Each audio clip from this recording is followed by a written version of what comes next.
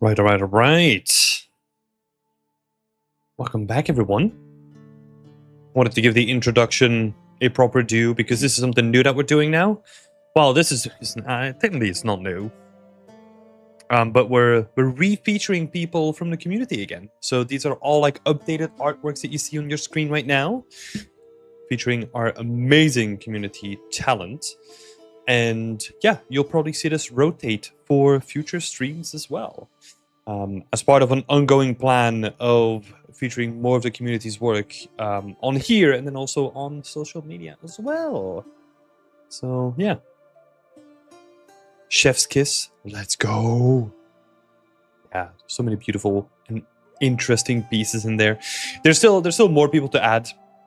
The list is enormous. I think I had a look at the list and I think we have already like 140 people submitted like a finished project this year already, right? So yeah, more to come. But yeah, we'll switch it on over. Hello, everybody. Good to see you all. Lily is here. Marius is here. Rikeshida is here as well. Good to see you again. Tika, Fresh Mangoes, Conceptual Vision, Fede Parzani, and Lily. Yeah. I submitted a few things as well this year. Yeah. I still have to go to like the entire back catalog of work because I think I only added 7-ish. So there's still more to be added to the list. But I'm still going through the list. And I'm still refining like the way that we set this all up as well, because hopefully the system would kind of set this up as we're also setting up the social media as well. So I need to do some tinkering with how the system actually works. Yeah. I know that yours was like actually the next thing that I wanted to add, Lily. So next week you'll be in the running as well. So making the Timbot work. Well, yeah, I mean, the reason why we had it in the past is because it was relatively easy to get stuff from like ArtStation and then put it in like a like a database, and then we would share art that way, right? So that's why we had like a relatively automatic thing, just sharing like people's work, which was nice because then people would get traction. We would tag them in the post and all that kind of stuff. It would drive more traction to ArtStation. But if we have to blame AI for like another thing, here we go, because ever since they just scraped like a massive amount of data from ArtStation, they made it like way more difficult to get like anything from the website, which makes sense, but it also means that it kind of fucked up like the thing that we had going as well. So I'm kind of finding like another way around it, which at this point means that I still have to do manual steps, and I think that's probably going to be the way forward, honestly. But we'll see. We'll see. Maybe at a certain point I'll figure out how to be smart and actually figure something out, but we're not there yet. Hello, Yura. Good to see you. Good to see you. Hope everyone is doing okay with all the heat, because, oh my god, it is boiling. I think it was 35 degrees here today, which is like, what is that even? Like 90 Fahrenheit? Is that what it is? Let's have a quick browse.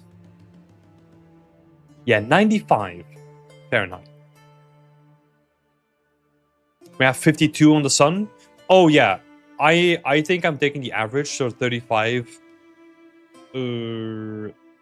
Yeah, 35. I don't know how much that would be in the sun. I'm imagining like way more. Ugh. 38 degrees. Yeah, I think we're heading up that way tomorrow as well. Yeah. I'm not used to it, you know? There's people that are like built for that stuff. I'm not. I'm kind of, I think I'm kind of meant for just like, winter, snowed in. Oh my god, yeah, send me that please. I can take that all day. Just not like 35 or 40 degrees. Ugh. Reminds me of we did a trip to like Greece in August, in the middle of August. Oh my god. It was like a heat wave in Greece. I think it was like 45 degrees or something like that every day. Ooh. Don't like that. Anyway, fatal mistake. Yes, mistakes were made, and we were like, huh, why is it so cheap? You know, because no one else was dumb enough to do that. Even in the middle of the high season. Ugh. I had people recommend going late September or early August to Greece. Early August. Early August seems like on the verge of still dealing with that stuff. Late September is probably a good timeline though, because you're out of like the high season, right? Oh, early October. Got it. Yeah. That makes sense. That timeline makes a lot of sense to me. Because you're not in the high season anymore, so prices are going to be cheaper, the weather's going to be nice, and even in September, like September these days, it's really nice. So I think honestly, if we were to plan anything in the future, I would probably plan a trip in September, because that's usually like really nice weather. Yeah. Going to those countries at the time is just burn. Yeah. I wish I was smart. But no, I wasn't. So we went there. 45 degrees burn.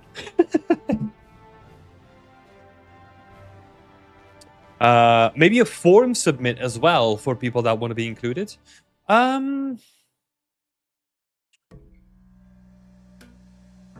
Maybe.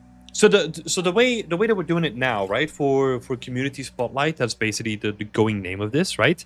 Is that it automatically picks everyone's work up anyway from like if you post it in finished projects, it gets added to a list, and then I'll have to do some manual setup, like a little bit of manual setup, and then we like automate the rest of it to a certain degree. So that means that I'm typing up like the social media posts, and I'm setting up like the original image, and then we have some like things that put it on the template, and then we add like branding to it, and we feature your name on it and all that kind of stuff. So it already has like all the input we need. Now it's just like how we deal with the data coming in. So a form submit would actually be doubling up the data in a lot of people's cases, but it is a good suggestion. We are going to increase. Sounds like so boring. We are going to increase the ways that you can engage and submit different things though. So for example, we want to have your input more on so we want to have your input on, for example, like workshop guests. Yeah, so yeah, workshop guests, what were some of the other ideas? But that's one of the examples, right? You could set up some automation with Notion or something similar, like we do that running from a small game agenda community. Yep, yeah. Everything I do is run with like Notion and Make.com. So like I'm automating a lot of stuff already. Like a shit ton of stuff is running in the background. So yeah, we have a lot of. I've built like a whole suite of tools. I've built like our own social media, our own social media scheduler and all that kind of stuff. I've all made that in like Notion. There's a lot of automation that's built into the background of this already to help us do our stuff better, basically. But yeah, thank you for the suggestion. Yeah, I went deep into like the Notion rabbit hole, and basically, yeah, we have things that automate on the website. We have things that automate like the social media posts. We have things that like automate like the setup for announcements. Like there's a lot of things that we've built over time that you can engage with in the back end. All just like little tools that help us like run Beyond Extend like more efficiently. But yeah, it is a good suggestion though. Like I always tell this to people when they want to get like into promoting their stuff in like a more efficient way. Look into things like, well, the first option was always Buffer, right? Because that's like an easy approachable tool for you to just like post anything. I think there's Sprout Social, and then you can go into like Zapier, and I use Make because I always think about like Make as the substance designer of the internet. Which sounds weird, but it's like a node-based platform, and I can literally just like link everything together that I want. So I can trigger something in Notion that sends it automatically to the website. It does like some stuff in between, and we have like a bunch of tools built like that. I'm a real nerd like that. That is the part where I am smart. I will say. I will proudly claim that. And we've built like a lot of really cool internal tools that I've built myself. So I'm really proud of all that. But enough about that nerd stuff. I think I was saying, I mean, you would still have the time, still some good seafood catches. Ooh, seafood. Oh, I love some seafood. So good. What is the rookies that people are referencing? So, the deadline was 2 days ago, but the rookies is like a yearly competition where you can put up your work and your work gets seen by like jury members and they then give you like a ranking, right? And then there's like multiple categories that you can apply to based on your discipline, and then there's also like a Rookie of the Year award. So it's basically a competition that spans across VFX, game dev, ArcViz, product rendering, and a lot of other stuff too. But yeah, you can just find it online by just looking at the rookies, and you can have a look. We actually had a look through some of the people that submitted their work a couple of days ago, and there's like a stunning amount of like really good talent like participating as every year. But I'm still surprised, not even surprised, like I'm still like amazed by just like the quality of the current batch of students coming out. Like it's really cool to see. Really cool to see. So yeah, even if you're not participating currently or you want to participate in the future, it's always really cool to check it out and participate if you can. Yeah, what else is happening? Oh. Well, okay, no, we haven't announced this yet, but for people that have the workshop access tier, we actually released 3 new workshop recordings. So the workshop from Yu about building master materials is on there now. Then we have the second workshop was for Ed Grieg. He was talking about like portfolio presentation practices, like how he uses his portfolio presentations and how you can learn from what he does too. And then the other one was from Kim Ava talking about the core elements of composition. So those 3 workshops are now available to all of our workshop access members. I was supposed to make an announcement about that yesterday, but we will make an announcement of that like either after the stream or tomorrow I'll set something up. But yeah. So go check those out if you have the time, of course, after the stream. But those are like 3 really cool workshops that we've done. I guess on that topic, and again, we'll make an announcement about this as well, is that next month we will also have 3 workshop guests as well. I will leave it to Josh to actually do the announcement of who's going to be joining us, but I'm really excited for the people that are going to be joining us. So yeah, we have 3 people joining us for next month as well. So I'm excited for all that stuff too.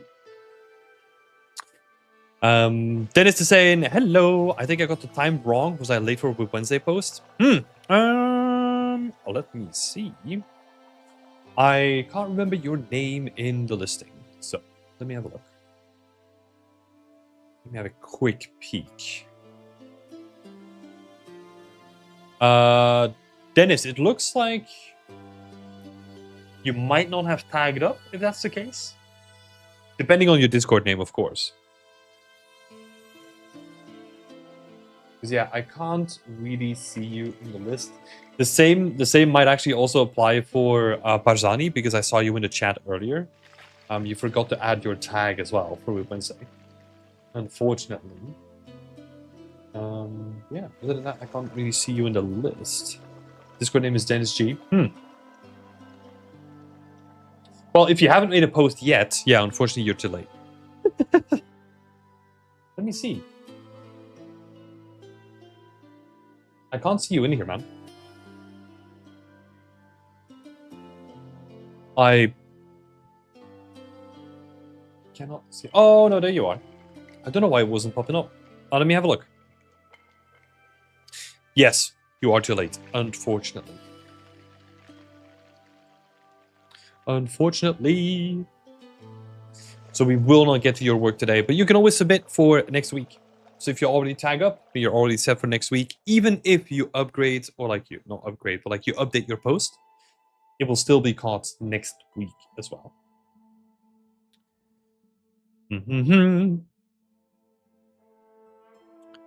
Ba-da-bum-bum. I'm so hyped. Was watching an old workshop. Oh, nice. Which one were you watching, Powertail? I'm curious. Hey, Beauty. Could you please fix my Discord access? I don't have access to most of the channels for some reason. I have the Discord access here. Yeah, send me a message on Discord as well. Just as a reminder. Because I will probably forget when I'm streaming. Let's have a look.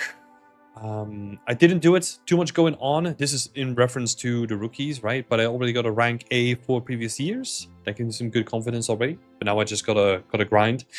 Yeah, exactly. I think the rookies to me is more like an opportunity to get your work in front of like actual industry judges, right? That's the main reason why you would do it. So even if you've done it like previous years, I don't know what the limitations on it were again. I think it's stopping you from posting if you already have like a year of like industry experience or something like that, right? So if you haven't had that year of industry experience, just every year participate, you know? You never know. Todd Howard workshop. Oh my god. That would actually be kind of cool. But yeah, how to tease a game. Yeah. It would be like how to market your game, you know?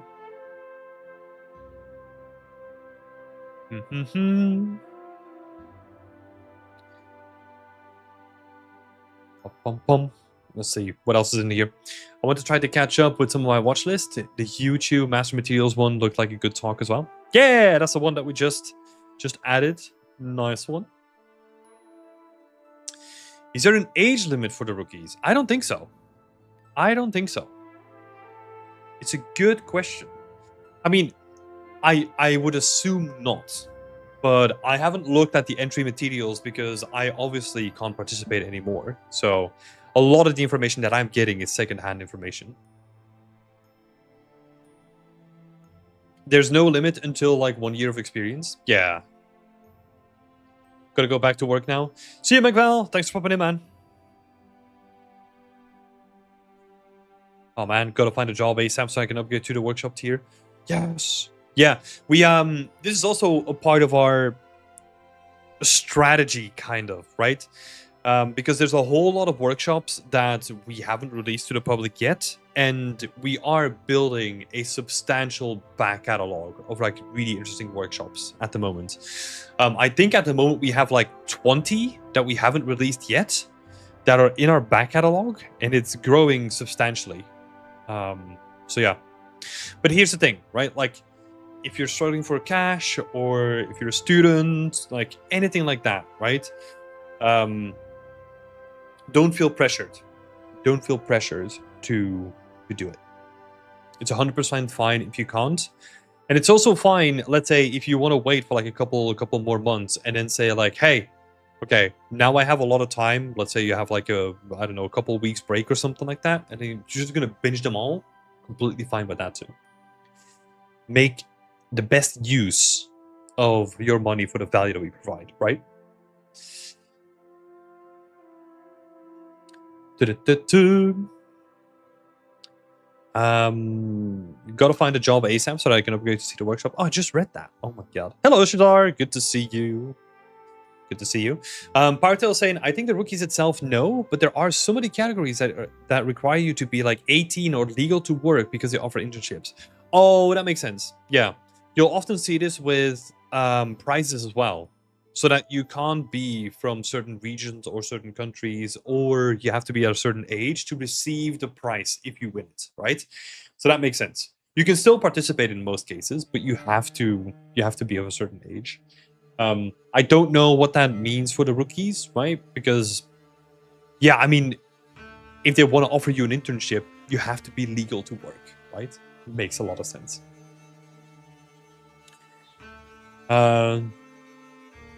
Hirish, oh my god, I keep mispronouncing this name. I'm so sorry.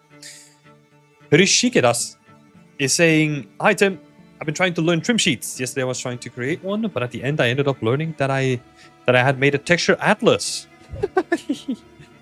Yeah, I wanted to know how common it is in AAA workflows. Very common. Both of them actually. So a texture atlas is also pretty common. We actually talked about this in our academy group yesterday. So we kicked off like our first group where I am taking people through the academy content, right? And I'll do like a mentorship like attached to it too. But we talked about this yesterday as well, where sometimes in certain situations you use a trim sheet, in certain situations you use like a texture atlas, right? So both of them are like really valuable. We were specifically talking about, in like older towns where you have like all the electrical conduits and modules with cables in between them all on the walls. That is usually just like all one texture, like really just like one texture atlas that has like all the different combinations and little boxes and trinkets and all that kind of stuff on it, so that you can then just like assemble them like Lego into whatever configuration you want. I also did the same thing with my medieval tools that I was making. So I had like a bunch of different like workshop tools for like a blacksmith that I just added on like one texture, and it's all just packed in there. All of them are symmetried as well. So yeah. But yeah, trim sheets are very useful. Yeah, it's interesting. I think these days what is happening, we are almost going more towards, well, let me be careful when I say this. Trim sheets are still super valuable, right? So that is still the main component. It looks like what we're doing over time is now we're going to something that they refer to as like mesh trim sheets. So we're still building like trim sheet based assets, but they might be even on like a texture atlas, because of Nanite we can support like higher geometry detail. That's where that idea comes from. So it might even be like a texture atlas in most cases. Trim sheet texture is starting to feel underrated. Well, here's the thing. So I get a really unique viewpoint of what people tend to focus on, right? Especially in our community and then during our live streams and all that kind of stuff. I feel like I get like a unique view of what people are like trying to learn and what they're struggling with currently. I see a lot of people trying to learn RGB masking. Not that that is bad, but out of all the things that you can learn, I think RGB masking is like third tier like stuff that you need to learn, right? Like vertex painting, how to make decals, how to make a trim sheet, how to make a modular kit, like all those things, super important. Rather than doing like an RGB mask. But that's, yeah, one interesting thing that I'm noticing is that we have a fair amount of people that seem to maybe think that vertex painting and decals is like an outdated workflow or something. It's not. It's super relevant. Super relevant. And it probably will be for a long time. Yeah. RGB masking is hot right now? Yeah. It's always interesting. I'm always interested in why. Yeah. Maybe, I don't know, like a game did a breakdown or something like that and they use like a lot of RGB masking. But yeah, it's something that I've been noticing. Something interesting that I've been noticing. RGB masking seems super fancy. Maybe that's why. Yeah, potentially. Potentially. Yeah, I don't know why. It might have something to do with that, where because people are seeing it a lot in like professional portfolios, that they're like, ooh, that's the thing that I need to learn now, right? The next thing. So yeah, interesting. So yeah, back to your question. Trim sheets, super important. Even the thought of laying something out in like strips and then using that so that you can tile them in like one direction endlessly, super valuable, right? Because even the concept of that can be applied to, let's say, cables or pipes or something like that, right? Where even if you do a combination of, let's say the electrical modules, right? Like the piece that you have on the wall connecting with cables, that would be a combination of unique assets like the little cable boxes and small trim sheets for those cables, because you can then make a cable as long as you want. Really useful.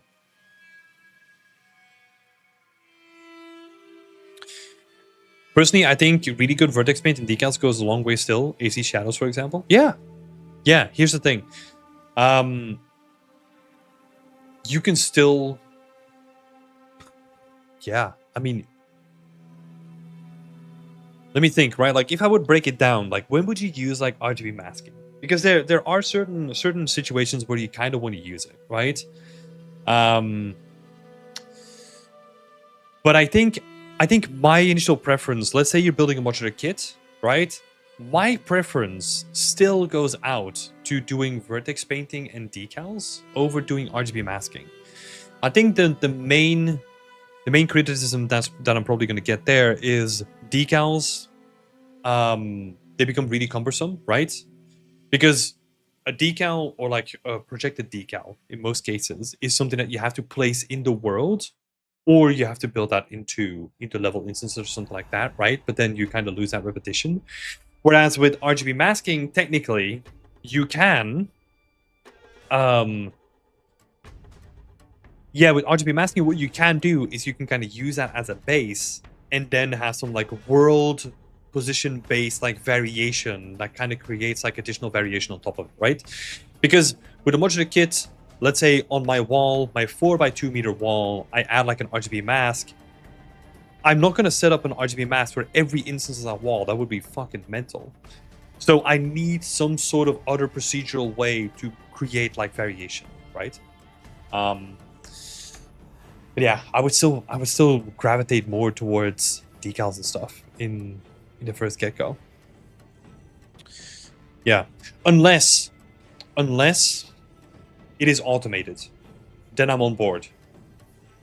If it is built into the engine, and as soon as it imports, it runs like a script in the background, and it bakes like RGB masks and all that kind of stuff, and it does that on like every asset that you do, and I don't have to do any setup. Awesome. RGB masking is probably going to be popular due to all those huge open world games. No, not necessarily, because RGB masking, like, think about it this way, right? RGB masking is a way to add unique details stored in a second UV map with a texture. So you would still need to alter every individual texture that you create, right? So let's say I have a modular kit with, okay, we can go pretty advanced with this. I'm going to be very specific with what I say. Let's say you have a modular kit, 20 pieces in a modular kit, and I decide to use a unique RGB mask for like all of them, right? For this one modular kit, that might be fine because I need to go back and forth like 20 times, right? That's okay. And a modular kit is used in a lot of different ways. But let's say we have like multiple regions, multiple building styles. Now I need to create like RGB masks for like that, the entire game. And it becomes additional friction in the pipeline, right? Because if we don't have RGB masks, you're basically going from like Blender to the engine, right? Because all you're doing is doing some sort of vertex painting in Blender, and you transfer that like one-to-one to the engine. So now we introduce like RGB masking, and that's why I'm saying if it's automated, I'm on board, because then I don't have to do this step. But normally the step means that I have to now I need to take my asset from Blender to Substance Painter. Substance Painter is still somewhat like wonky depending on which like version you use with a second UV set anyway, so you have to do a specific setup. Take that to Substance Painter, paint your masks, or do procedural masks or smart materials or whatever. There's some procedural ways there too. Export all those textures, do the setup in the engine. If you have to do that for like 100 to like 200 assets, now we're not talking about like a couple of minutes. We're talking about hours, months. It spirals out of control, right? Because we add, let's say, if we add like 15% extra time, that means that if we do that on all of our assets or the majority of our assets, now we're talking about like literal years that we've added to the production. I mean, I'm talking about like man hours, right? Not actual production years, but you see what I'm saying? So that's where I kind of come from. Like if we can use other examples where if it is automated in a way, I'm on board. But if I have to do this step where I go from like Blender, then Substance Painter, then that thing, I don't know. Like it becomes much more harder to convince me. However, there are still instances where we can use it on specific places, right? I gave you like an extreme example with applying it to modular kits. You can also just have your modular kits with vertex painting and decals, and then use RGB masking in specific cases where you need them on a case-by-case basis. That makes a lot of sense to me too. But yeah. You be baking a mask, but not baking the final textures?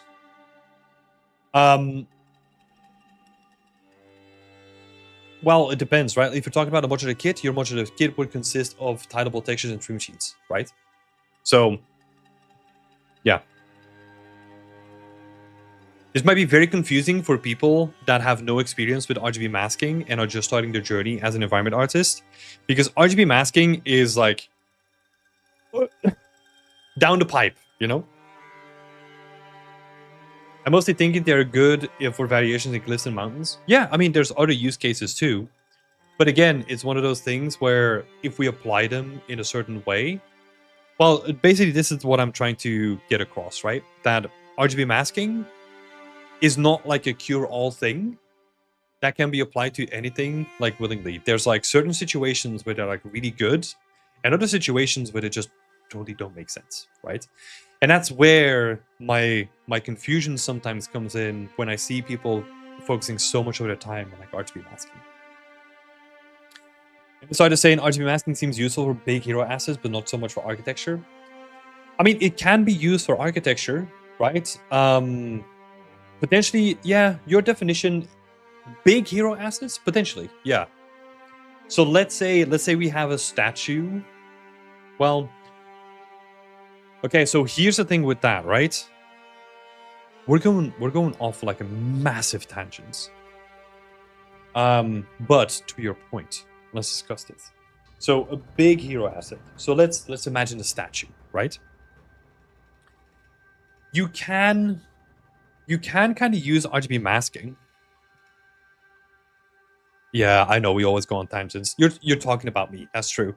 We just always like waffle along, and like I also partly enjoy this, right? Because it's like I want to talk about this stuff because I think there's a lot of valuable context that you get where sometimes in like very curated, like streamlined things, you don't get all this context, right?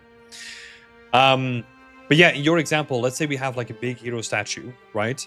Technically, we can't get there with textile density. So now we need to kind of figure out like a way to still have like detailed textures, but we can't get that with a unique bake, right? That would be a case where RGB masking could potentially come into play. Potentially.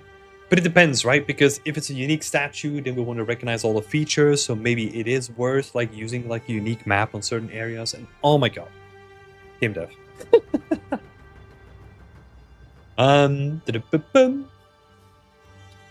In one of your streams, you talked about the 3 ways of adding variations. Vertex painting and decals are the ones which I remember.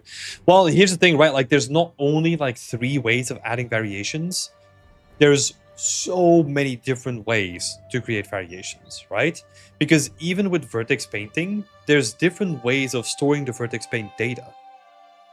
One of my latest experiences that I did like ages ago now is like I store my vertex paint data in the vertex color, but you can also do that with an RGB mask, right? You can store it in a texture, you can store it on the mesh, you can store it, I don't know, in just such many ways, right? So there's like so many ways of blending things together.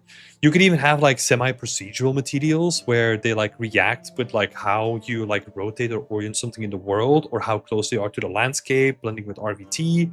So many ways of blending things together.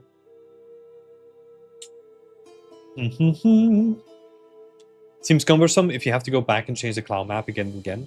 Oh my god, the cloud map. It is so funny.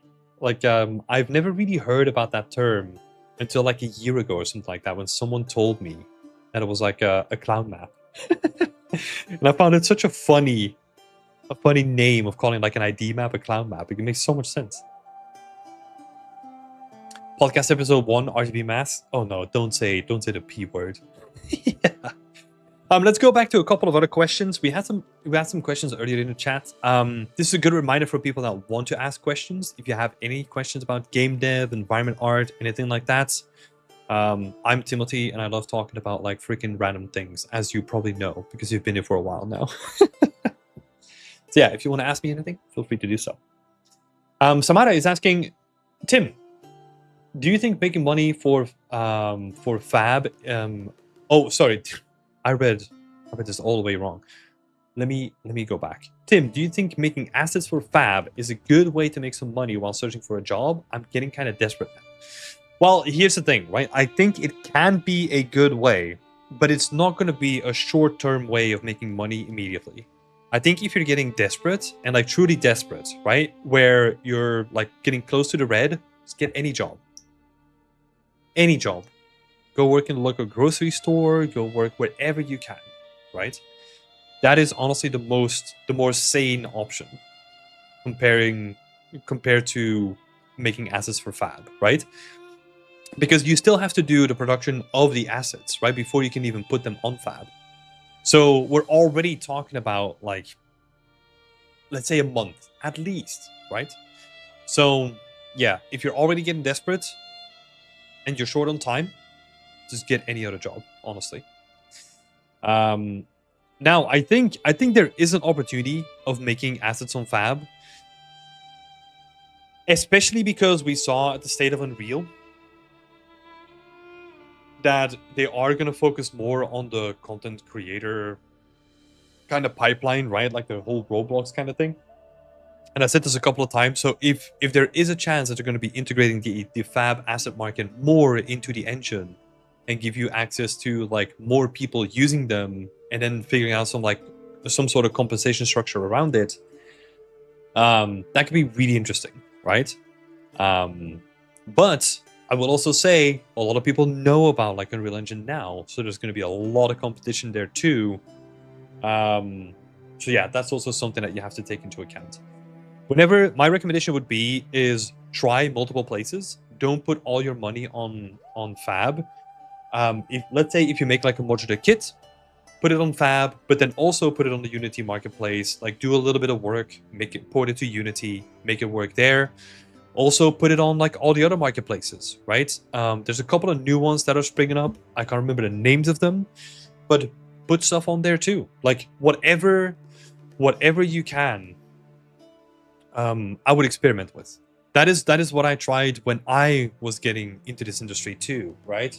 Or like in my first year. What I did is I made portfolio pieces that were also made for the purposes of someone else using them, right? So what that meant was that if I was making an environment, I would make it modular, and I would make like all the positioning of the pivot points, and I would make it to like grid metrics, so that if someone else came in and they wanted to build something with it, they could. Yeah, so think about that. Think about the usability of the end user that you're building stuff for. And then just try like a whole bunch of different markets. I tried setting up my own Gumroad. I was on CubeBrush. I was on Flip Normals. I was on the ArtStation Marketplace. I was on Unreal Engine Marketplace. I kind of just approached it from like, okay, I'm just gonna put everything out there. I'm gonna do some like little marketing that I was doing. I think what made my work kind of not pop off, that sounds like a massive overstatement, but like where I got some initial traction with my sales was because I was also sharing a lot of updates as I was building them, right? So back in the day, I was sharing like a weekly post on like the Unreal Engine forums, and I was telling them that I was building something for the marketplace, and then go into that, right? Like use the marketing already. Don't wait until you finish the thing and then try to do marketing. Like use that power to already get some familiarity out of it, because it's not only the work and how good it is, it's also how you market it, right? So yeah. Shadar is saying, I know that Layarta Studios buys portfolio pieces to resell as asset packs. Might be worth you looking into it. If you saw my what does the industry refer to it? A crash out a couple of streams ago? Maybe not. Maybe not. I wouldn't recommend the artist, especially for that specific thing that you're talking about, where they buy your portfolio pieces to resell as asset packages. From the multiple people that I've talked to, I always regarded that as like a bad deal. Setting stuff up yourself is not that difficult. Doing the marketing around it is not that difficult either. Even if let's put it back to me, right? If I was coming knocking at your door and I would say like, hey, I'll help you set everything up. I just want like 50% of what the income is, right? Or whatever percent that I want to add on top of it. I'm making a huge amount of money. Well, not a huge amount of money, but like the time that I have to put in to what I'm getting at the end of it, it's just way in my favor, right? So if we're talking about like me, and that's the same thing for like the artist, I honestly will always be an advocate for doing this stuff yourself. Is it more difficult? Yes. But you retain the entire ownership of everything, right? What could be a legitimate strategy is you use it first. So let's say you're building something, you get your initial sales push and you see some traction over a long time. 2 years down the line, you then talk to them or someone else, right? And then say like, hey, look, I've got an asset pack if you wanted to. Because at that point, you've already done as much as you can, right? So now it's fine for someone else to maybe do something like that, right? Depending on the deal still. But yeah, that might be a way to do that kind of structure. But I would always be an advocate of trying that stuff yourself. If you are thinking about it, if you have something ready to go, DM me and I will help you for free getting it all set up. I will help you with that. Samara saying it's a bit shady. Yeah. And it's just Shazara saying that bad, eh? Then avoid. Well, see, here's the thing, right? Like, I have my own opinions about it, and I've shared those opinions in a previous episode, right? Their deal structure can change. And I'm generally like pretty forgiving person when it comes to that. But I know their kind of deal structure for like the longest time, which I don't agree with. However, if they do change it, don't be afraid to negotiate, right? Negotiate in your favor. Because it might be worth it. So I would say hold all the doors open, but negotiate really hard. Because I think from, I mean, I don't want to make it about them again, but I feel like if you have a deal where you get 50% of like the income until like a certain point, where they then like get the full ownership of the pack, that is always a bad deal in my opinion. Like you should never, ever, under any circumstance, sign away your content. Because that is where your power is, right? You should never give that away. Unless for a really good deal. But yeah. Let's see. Fab as a side hustle then? Yeah, I mean, it's going to be a lot of work, right? I know that when I did my work on Unreal Engine Marketplace, it wasn't Fab back then, that I was really surprised with the outcome of it. But we are also talking about like a completely different time, and space and all that kind of stuff, right? So don't take my word for it. Shazar is saying, I suppose on Fab, you need to be ready for a bad release or a very intermittent income. Well, yeah, you should almost see it as like, so, okay, if you want to take this serious, you are building your own content catalog, right?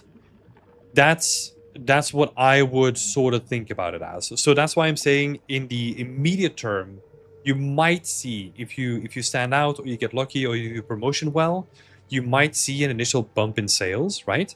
Which is what I had. And then maybe over the long term, you see like a long tail where sometimes you get like $100, right? Yeah. Indeed, though it's better than nothing, I'm accepting every suggestion until I get something more stable. Yeah, I I would say so. He would be my strategy, right? Let's say you have like a couple of deals on the table with like content marketplaces out there. There's more of them.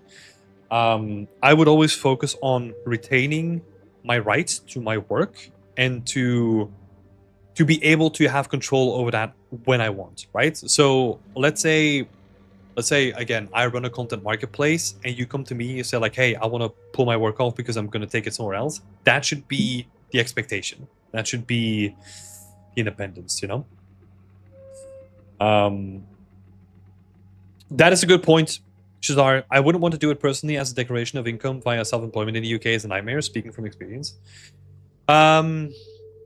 So yeah, there is that, right? Like if you make over a thousand quid, or like, I don't know, this is like specific to the UK, right? Like if you make over like £1,000, you need to then start declaring it as well. So yeah, that is there's definitely stuff that you need to take into account. There's obviously risk that comes with the rewards as well, right? So it is annoying. But yeah, there are a lot of ways around it now. There's a lot of good tools that can help you with this stuff. I know that you probably get advertisement for Xero, for example. I used that for a long time when I was in the UK. Really helpful. Talk to if you make enough. I would even say that if you make enough to even go over that barrier of 1,000, which doesn't sound a lot, I think it could always already be interesting to talk to an accountant. But I also have to say that this is coming from like a person who just hired their first accountant last year or something like that. So don't take my word for that. No financial advice. Hashtag. Where I live, it's pretty okay. We have government incentives for freelance workers and this type of incomes. Yeah. So I would definitely look into it, right? So that you see that it doesn't have, well, in your case, it's not going to matter too much, right? Because it's going to be your only income. But sometimes what happens is that if you start earning a side income and you land on like a new bracket, that means that you have to pay more taxes and blah, blah, blah, all that kind of stuff. So there's definitely stuff to look into there.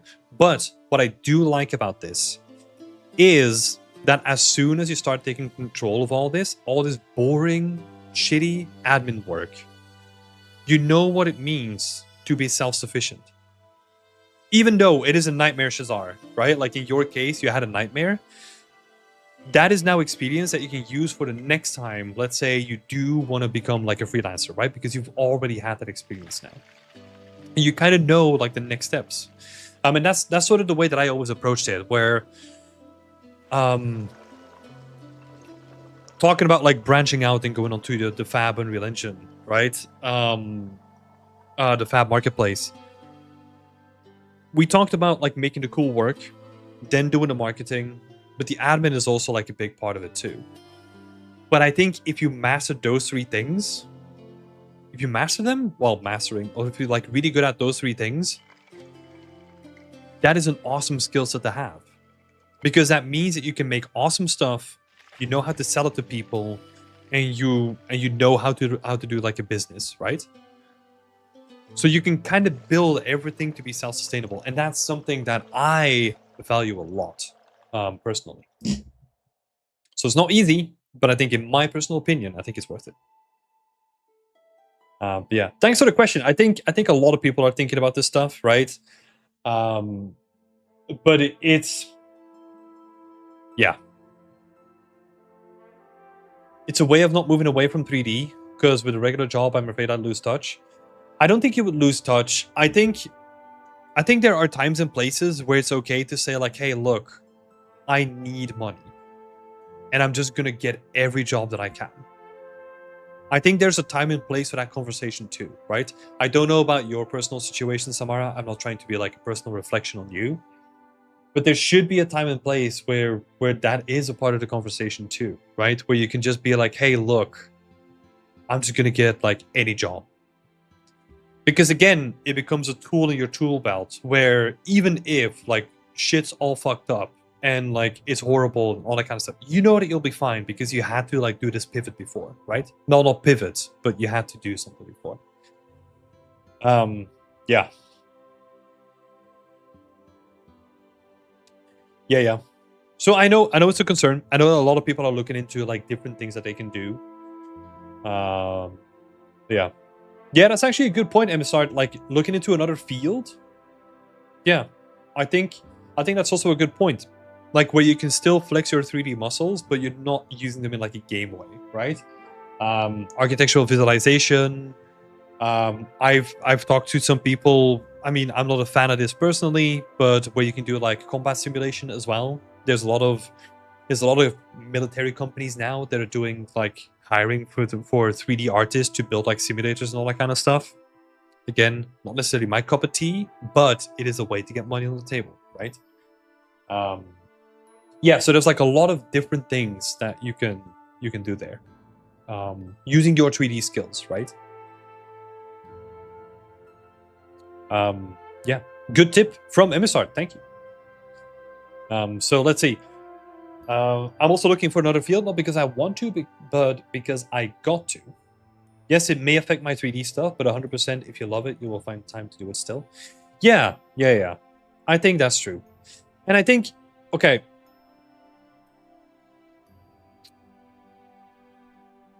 This is going to sound potentially demotivating.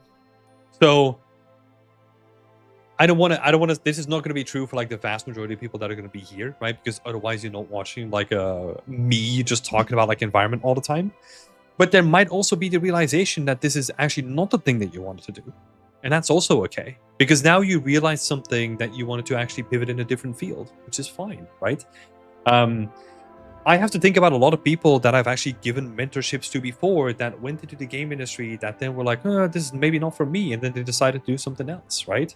People that I went to uni with that like flip things as well. So yeah, maybe it also allows you to discover something about yourself that you didn't know yet, right?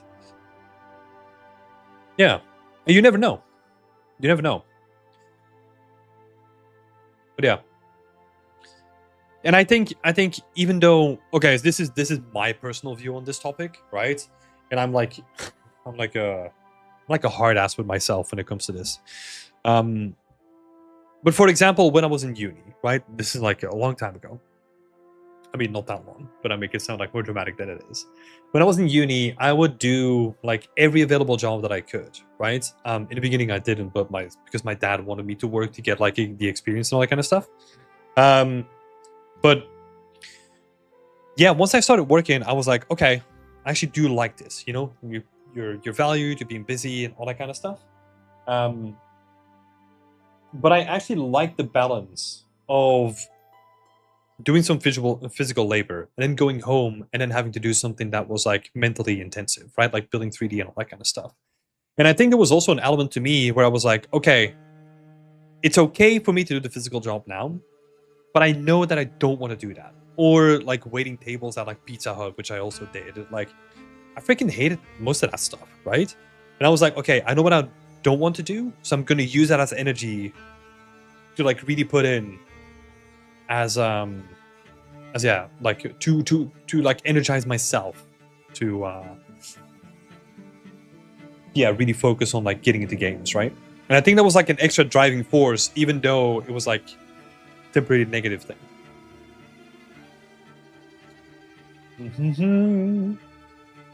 Let's see, Shadar saying, I know someone who couldn't get into games and is helping design in 3D people's new bathrooms. Still using the skills in just a different context. Nothing wrong with it. Yeah, and I think a lot of ArcViz or a lot of like visual production or like virtual production or I don't know, like even some of the simulator stuff that I talked about is still all in Unreal, right?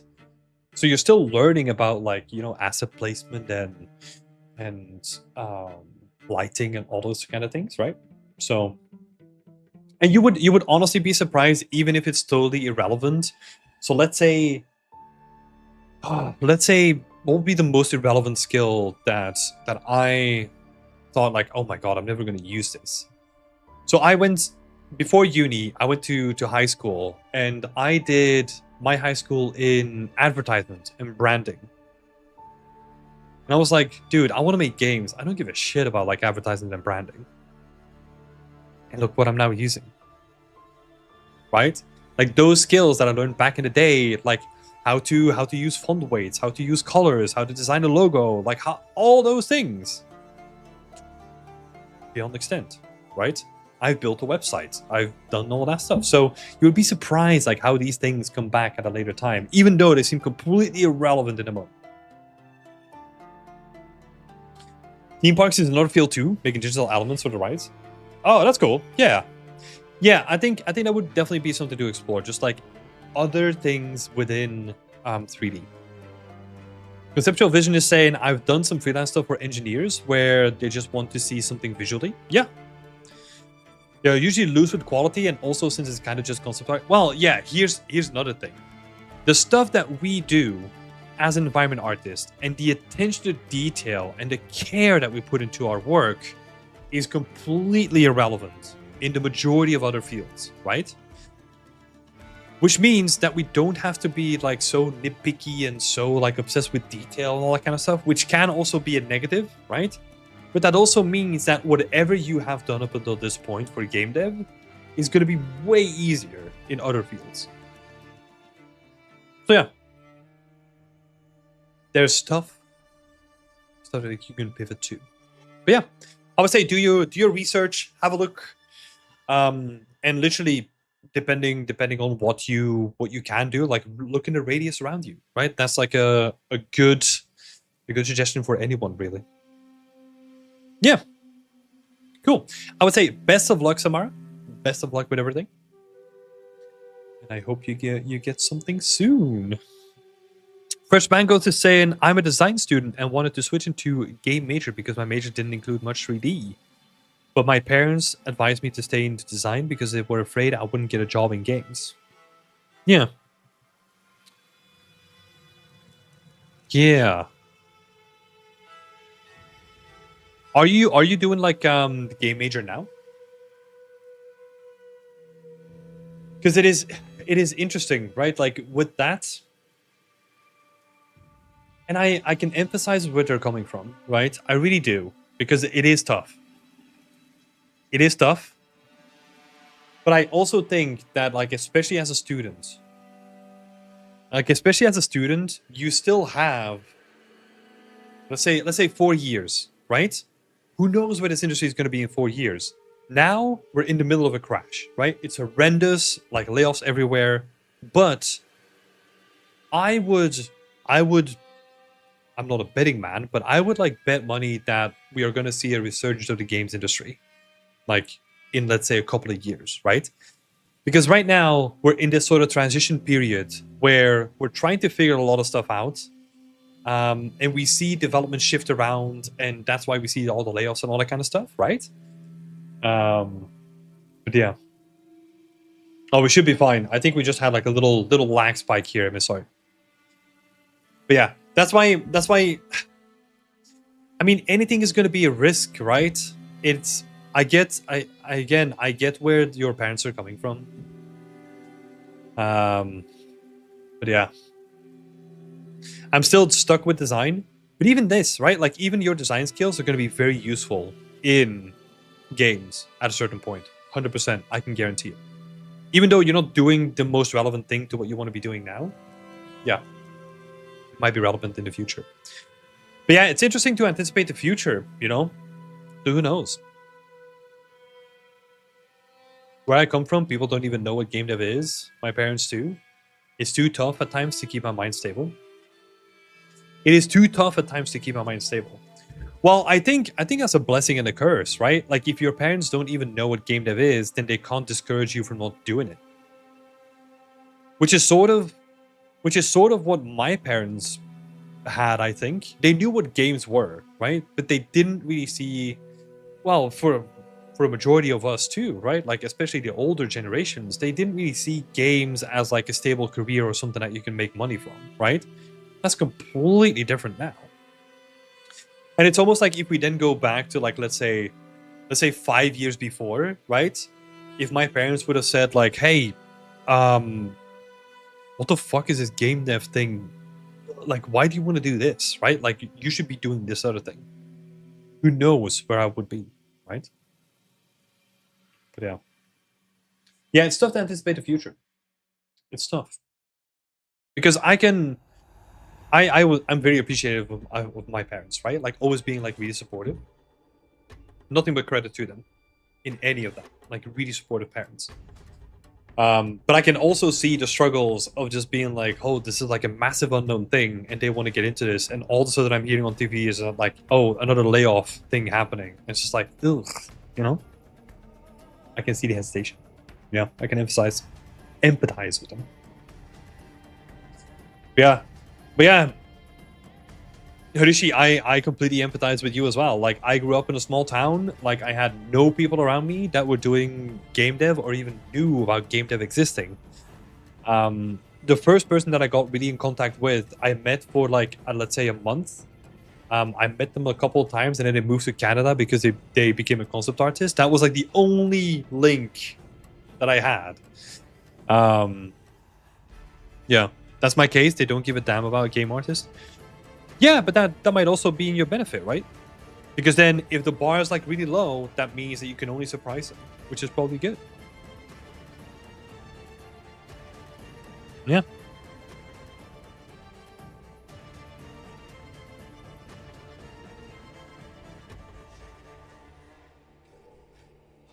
Yeah, it's interesting. It's definitely more of an accepted form now, right? Like, no surprise there.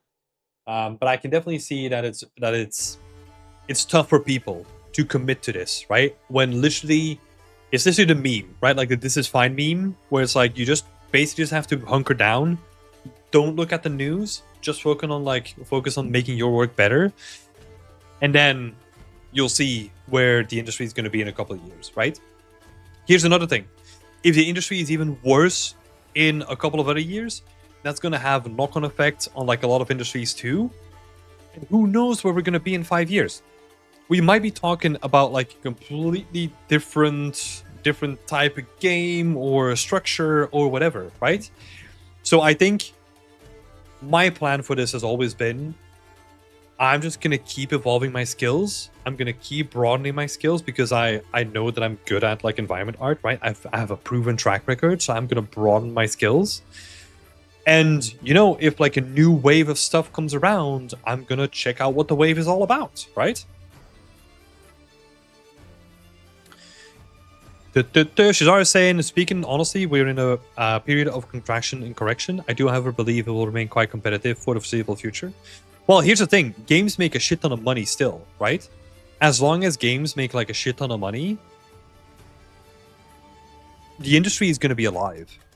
I think the thing that we ran up with is that we just spend way too much money to make a shitload of money, right? So like the expenses on one side just don't make sense anymore. So that's why we're now struggling. That's why people are being let go. That's why like we're grasping for anything with AI. That's why, you know, like all these things, we're desperate to look for a solution. But I think there's also at the same time that's AAA focused, right? I think also at the same time you have AA and like indie. Well, I guess more indie. It's not even AA because I think AA is kind of like, I don't know. In my opinion, like it's almost like decimated to a large degree.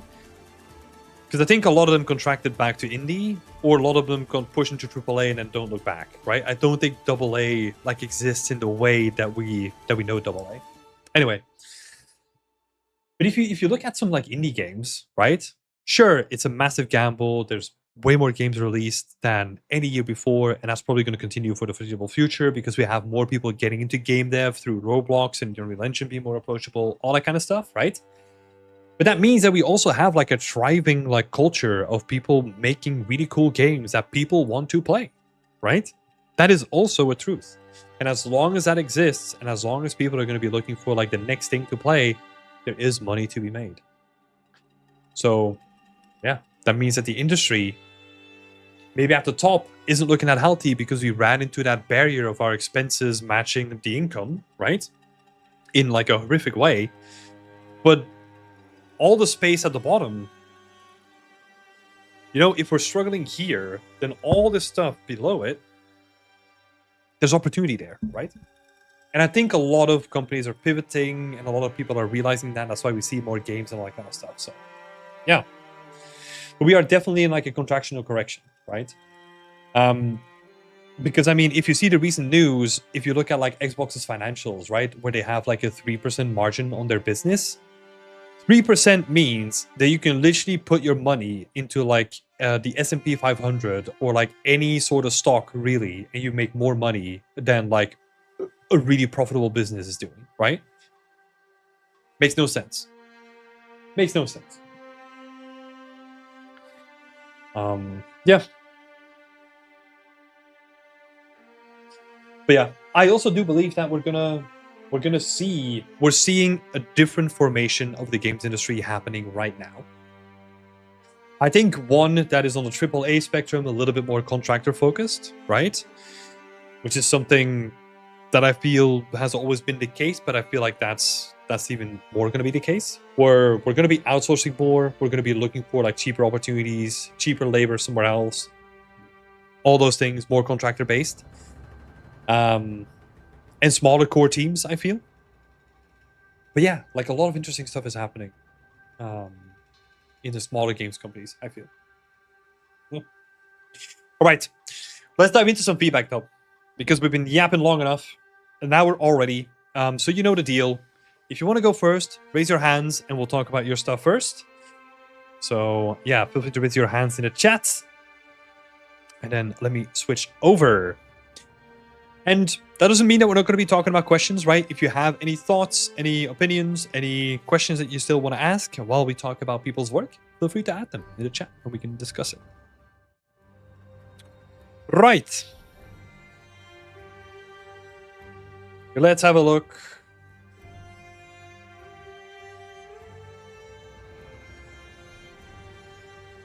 I love the stream transitions every time to feedback.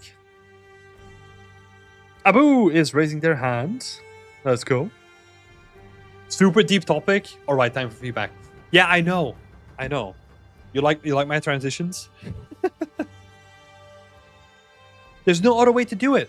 I love talking about like these deep topics, and I genuinely do enjoy like having to think about them as we explore those things together, right?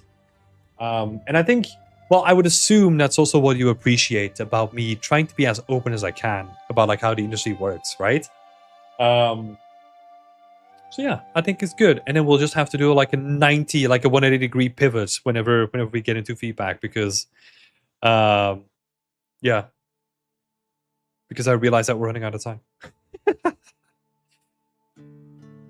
Powertail is not the first. Yeah, I know. Powertail's slacking. Oh my god. How dare you? I don't know if you were here in the beginning, actually, Powertail, but your work got featured in the beginning. We did like an update, so we're featuring more of the community's work. Your work was up there too, buddy. Really nice job on finishing the piece. All right. First one, we have Abdu. We're gonna put you first, and then we got Conceptual Vision, which is Kurt. Raise my hands since I see my piece there. Let's go. We posted, no need today. Oh, that's true. Okay. Fancy. Yeah. I want to do more of that stuff. I want to do more of the community features. I want to post more on social media, like all that kind of stuff. I'm kind of working on like the backend systems for it. But yeah, I hope to feature more of the communities of work, because yeah, everyone's doing an amazing job. Okay, Abdu, let's have a look. And then we got Owen. Let me move you up, Owen, as well. Felipe Costudio is asking, where can we share for feedback? Thank you for the question. You have to be a member to share your feedback, though. So you can sign up in the link below in the description. And I give weekly feedback. So I would argue that for like the low price of like a $5, getting like weekly feedback is a pretty good deal, if you don't ask me.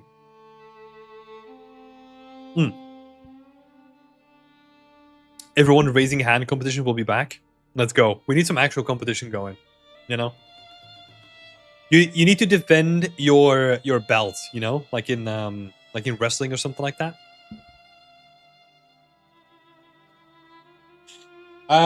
Cool. So let's see. Let me go to your post here. Let's filter on Work Wednesday first, because otherwise I'm going to be scrolling for a long time.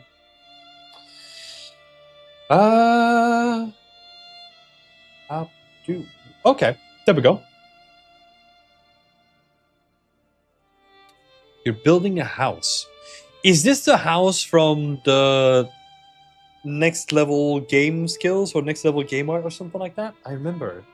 I think I've seen him like pushing his tutorials. I'm curious. In the mindset of showing this in the breakdown for the project, would that be an acceptable topology for the game-ready asset? I haven't tried Vertex painting on Unreal Engine 5 yet, but I took that into consideration. Yeah, dude, this is like totally acceptable when it comes to like poly count, you know? It would be helpful that you show the actual like poly count that you have, right? But in terms of density, this is not going to be an issue. I'm actually going to go the opposite way. I would say that you can add more polys.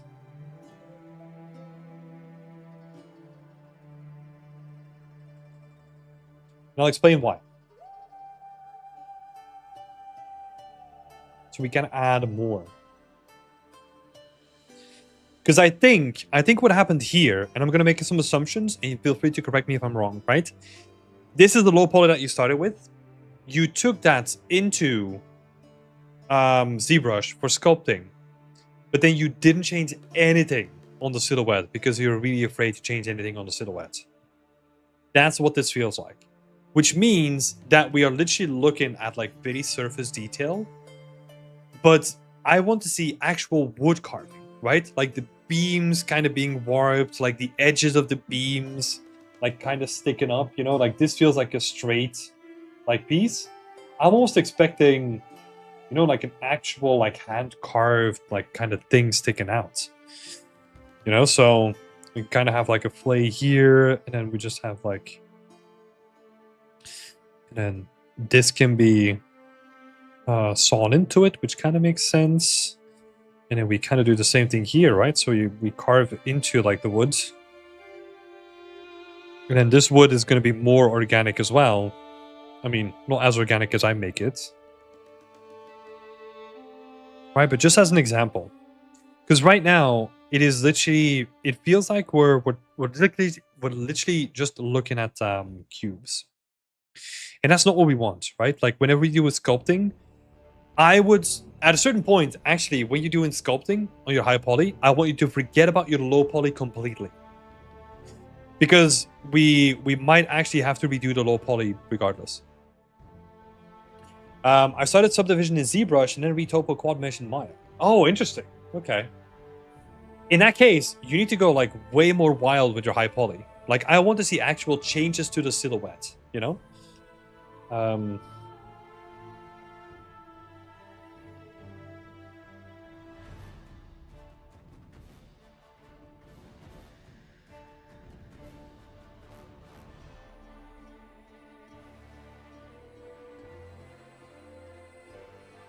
And then we can add more polys to then compensate the low poly for that as well, right? Because even here, right, like where you added a couple of polys, like we are barely changing the silhouette, right? So that's what I want you to focus on more, is like really carve like a nice natural wooden beam, you know, something that looks like really interesting.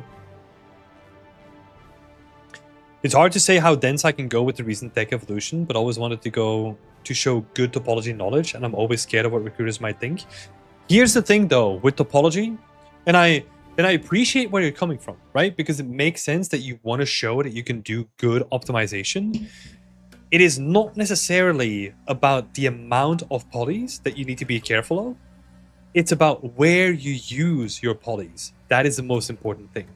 Because in this, we are literally talking about cubes. So of course well, I'm being very, very direct there, right? But like, we are almost talking about like literal cubes here. In that case, I can't even imagine how you would add like additional topology to this, because there's just nothing to add topology for, right? But if we then start talking about like, ooh, we have some like nice unique sculpted detail here and it's changing the silhouette, that is where I need to see some topology that is like nice and clean, but it can still be quite dense as long as it's purposefully used. So I gave you a hint here. Silhouette. Topology. Topology.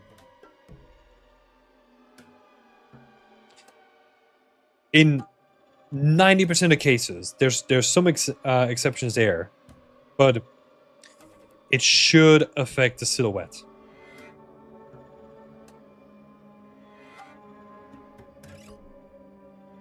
Right, so let's say you've done a good job on this, right? So let's say we're gonna make like a very direct comparison here, right? So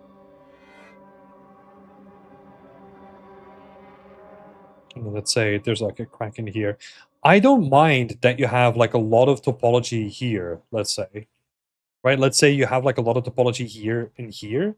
And then the centerpieces will literally just be your base cube that you have here with just a subdivision inside of it, right? That makes a lot of sense to me. But it's more about yeah, if it affects the silhouette,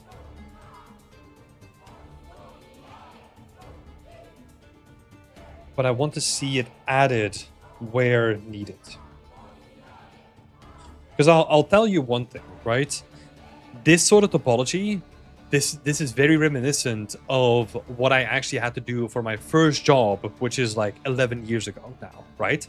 And we were talking about like a Planet Coaster type stuff where you could render like a bunch of assets on screen, so everything needed to be like super optimized. So we're almost talking about like 2010s level of topology here, I would say. There's probably like a lot of really good breakdowns for let's say God of War games, right? If we're talking about like sculpted detail, try and see like how intricate they go with the topology and the low poly. Yeah. We're gonna keep waffling on, but yeah, definitely more topology here. So yeah, the biggest point that I want to reiterate, because I think it's important, is that the raw amount of polys doesn't matter. It's about how you use them and if they're effectively used. So let's say if you have a gun that is like 100k polys, but it's like this very intricate gun with like a lot of insets, and we're gonna look like really close to it with the camera, I can make a value judgment based on that, because it's a very unique thing and it's going to need a lot of topology, right? But yeah. So yeah, I hope that makes sense, Abdu. Or Abu, sorry, mispronounced your name there. Yeah.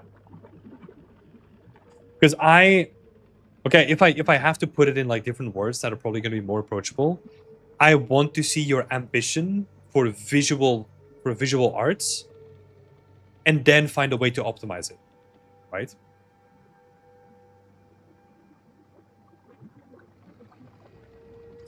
I could technically decimate out a ZBrush and go with that.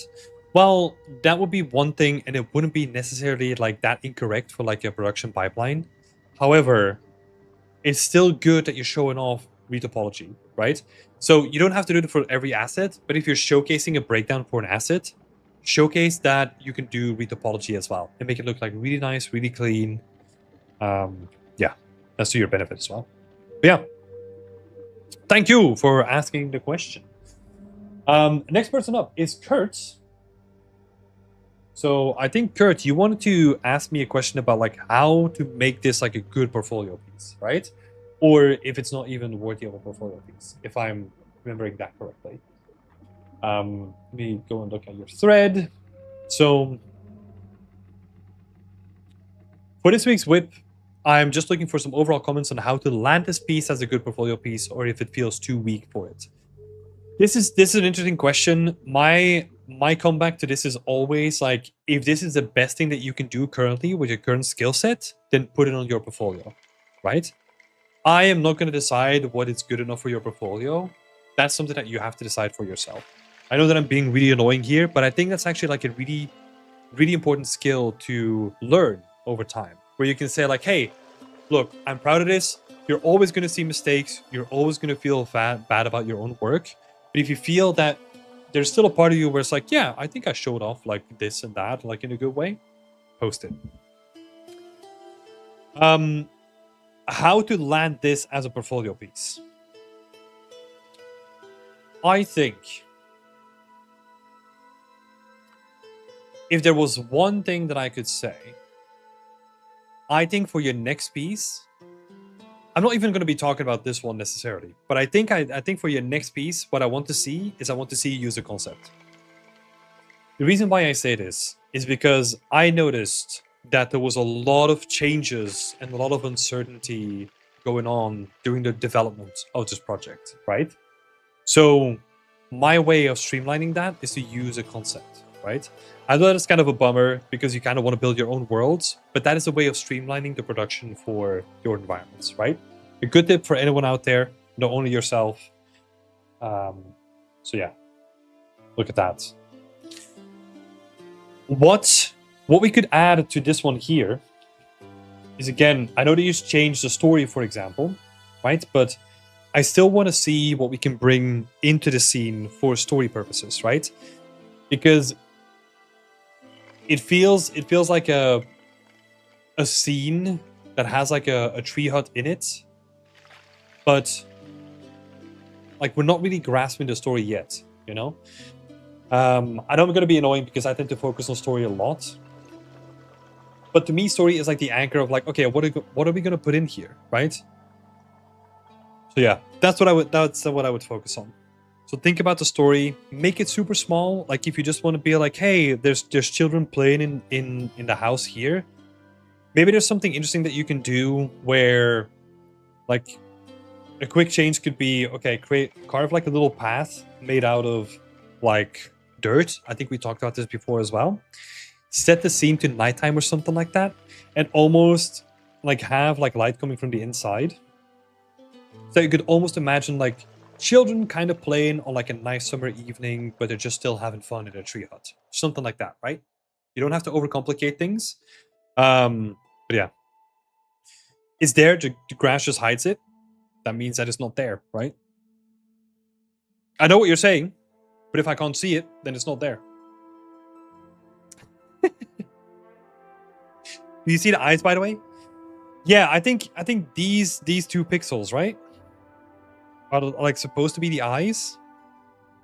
But I don't really know what that's supposed to signify, right? Just I don't know. I don't know what that's trying to signify at all. And I'm not even looking at like the thing where you explain your story, right? But like right now, I don't really get what the significance is of those 2 eyes. I think if we want to go for more spooky kind of vibes, right? If you want to set something in like a sort of like a horror kind of vibe, then we need to turn the scene around to make it more fit that, right? So the automatic thing would be nighttime, maybe spooky vibes, like the full moon's coming out, like you can barely see anything apart from like these glowing eyes just staring back at you, right? Because right now it feels like, ooh, this is a nice wholesome scene, and there's just like 2 glowing eyes inside of it. Inside of the hut, right? So there's a disconnect between the elements in the scene, if that makes sense.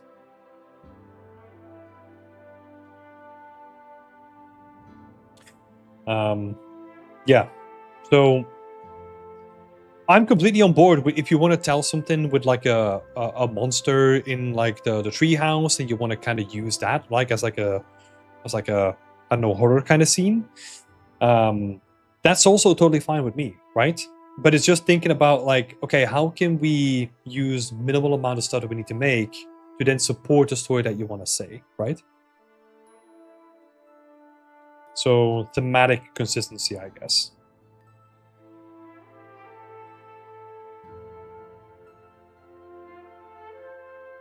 Right. Cool. Yes. Let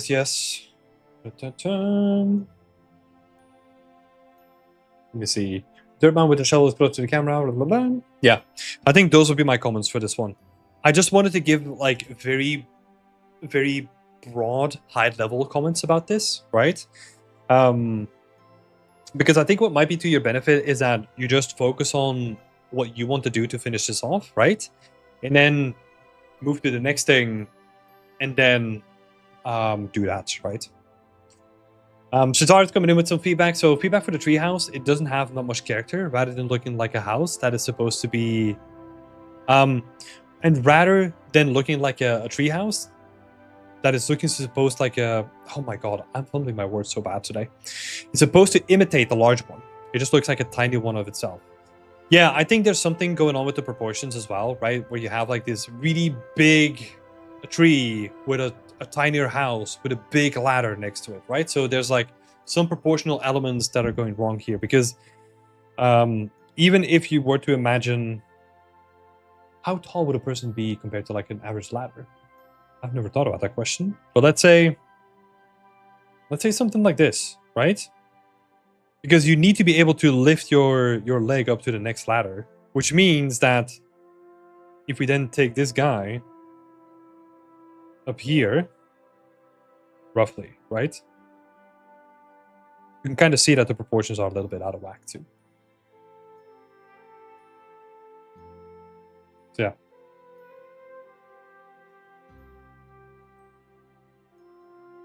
So yeah, maybe not as helpful directly as in like what can I apply to this, but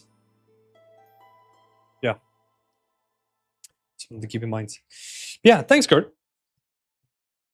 Thank you for showing it off. And I'm really curious what you're gonna be doing next. You know, I know this was like because okay, so you wanted to do like a short break from it as well. Next week I should be done, hopefully. Yeah, that's why I didn't want to go into like a bunch of like technical things that you need to do. It's more about like the easy wins at this point, right? Getting it over the finish line and then focusing on like the next thing. I think that's going to be way more productive, if that makes sense. So yeah. Cheers. I'll probably just finish it off and do the next piece. Yeah, and add it to your portfolio, right? Add it on there.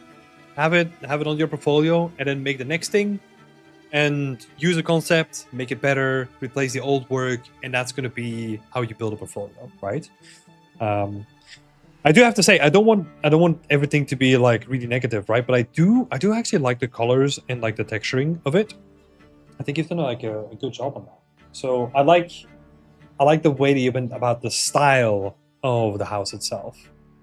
It's consistent. I like it. So yeah. Good job on that too. And curious to see what you're going to be doing next. Nice. Next up, we have Owen. You got 2 images here. I'm curious. I didn't prepare anything yet. So Owen is saying, hello, Tim. I got my rookies post in time, but I just want to take some extra time to polish the exterior scene even further. One thing that my mentor and a couple of others mentioned is that the red car is too far back in the original shot. I believe you pointed this out as well. So I reworked the framing of the shot and moved the car closer. My question is, does that feel better, or is there anything else that I can improve? So it's interesting, right? If we compare the two,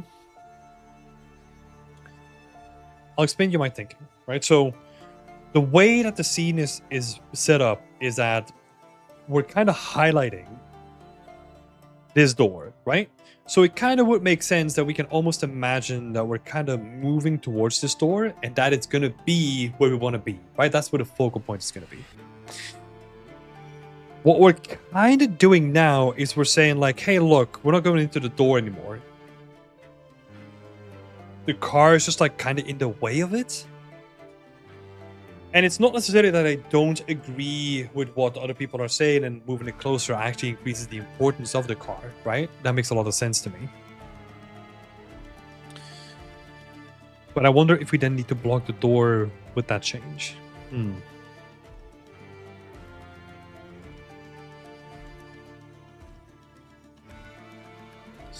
Yeah.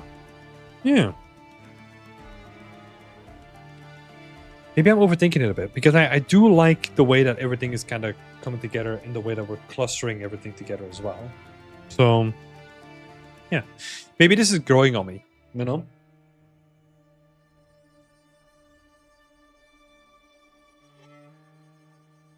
Yeah. Yeah, no, let's keep it. Let's keep it. I do like that the truck is like a little bit bigger because it creates like a better focal point anyway. Then um it creates a better focal point than the door is, right? So I think I do really like that.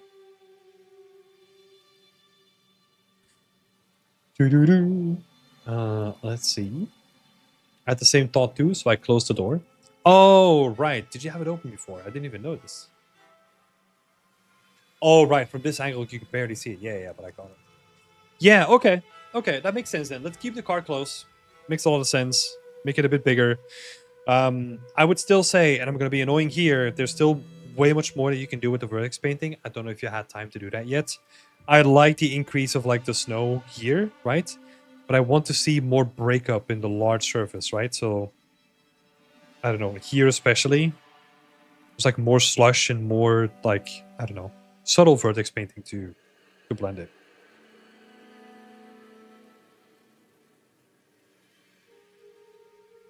Yeah, cool, man. Nailing the vibes. I like it. Some people in chat are saying stuff. So the store to the left lacks depth. The front door and what's behind it looks flat. This one. I think that...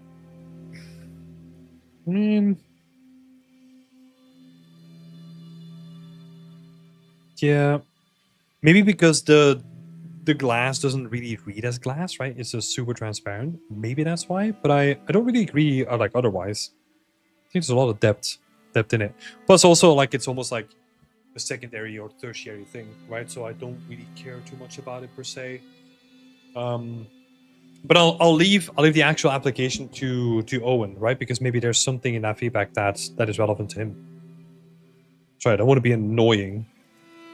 I know I can be annoying in these streams sometimes because I feel like I need to add my weight into every little bit of feedback. No, but I'll say thank you for being that up, stranger. Cool. Yeah, I think that's all I needed to add here, honestly. The vertex painting is still like the biggest thing that I want to see adjusted, but the rest of it is coming along really nice. Yeah. Top D is saying this is nice. Hell yeah. And Jeremiah's popping in. Hello, Jeremiah. How are you doing? I am doing good. Thank you so much. Hope you're doing well too, buddy. All right. Moving on, Owen. Best of luck with the scene. Love to see it. And we're going to continue with the group. If you see yourself in the list or you haven't been seen yet, feel free to raise your hand. We can skip you in the queue if you wanted to. Or else we're just going to keep going through the people here.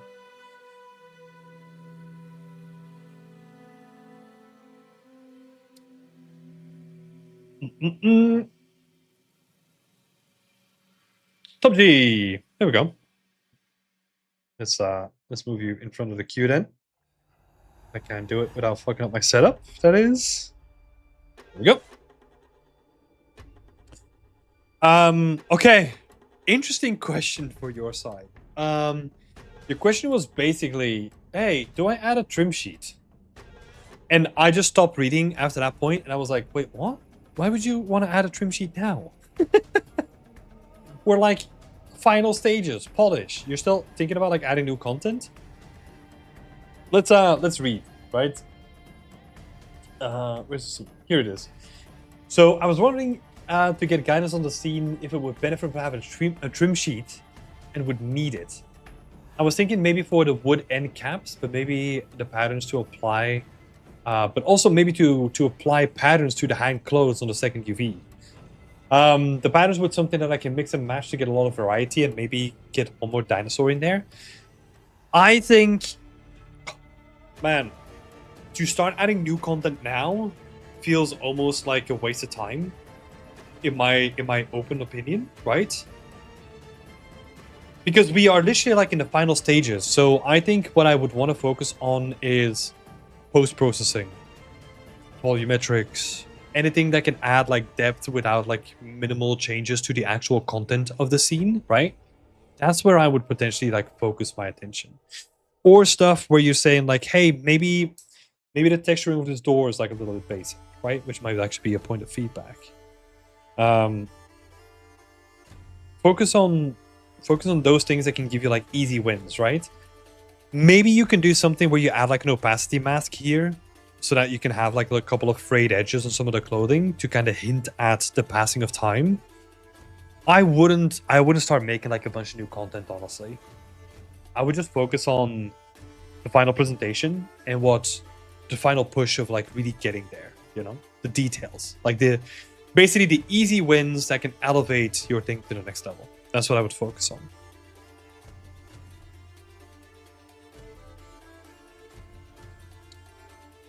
So yeah.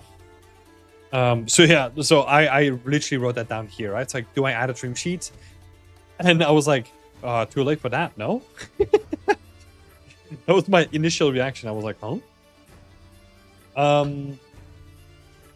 So yeah. I would honestly say focus on post-processing, presentation.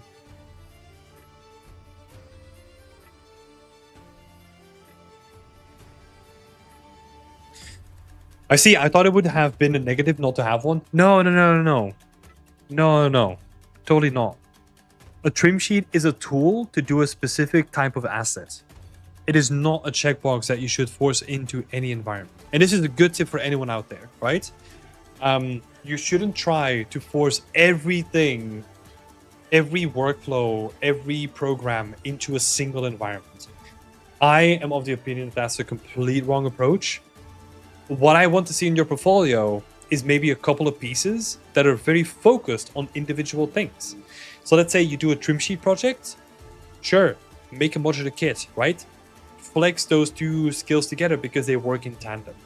However, you should never force a program or a skill or a workflow or something like that into a project just because you think you would need it.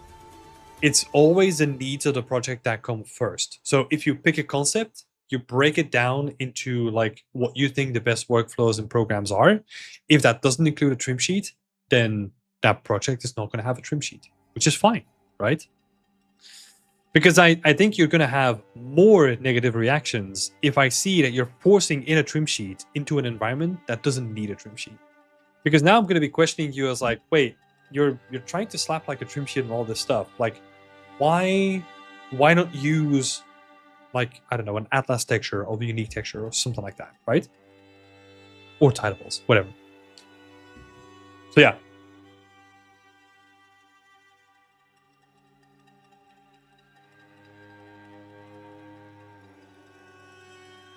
I see. Yeah. And I hope that makes it's a really, really good question, right? I see a lot of people in the community that are struggling with this exact same issue, right? Just, okay, games are looking for this. That means that I have like all these checkboxes that I need to hit. So that means that I'm going to build one project that's going to contain all these checkboxes. No, you're working towards this over time. And that allows you to make smaller projects that are more focused, quicker iteration speed, and you can check more checkboxes with multiple pieces of work. Because I'll say one thing, and this is something that I say to mentors, like mentees, like a lot. If you, let's say you build one portfolio piece, and this is not specifically targeted to anyone, right? If you, let's say I'm starting as a new student, and let's say I manage to even do a decent job at like doing all those individual bits in one environment, the likeliness of you getting hired are still relatively low. You know why? Because I don't know if it's a fluke or if that's something that I can reliably get you to do in a production environment, right?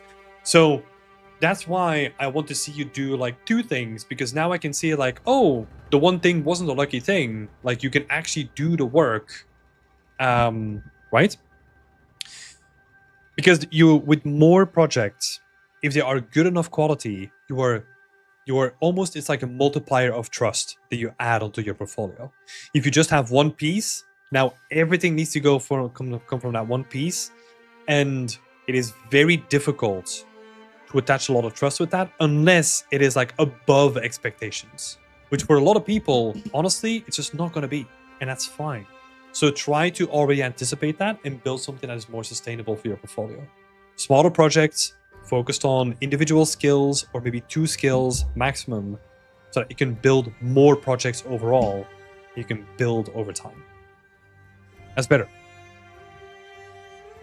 And again, Moment, this is not specifically towards you, right? This is just general, really good advice that I see a lot of people struggle with. So it's good to bring it up.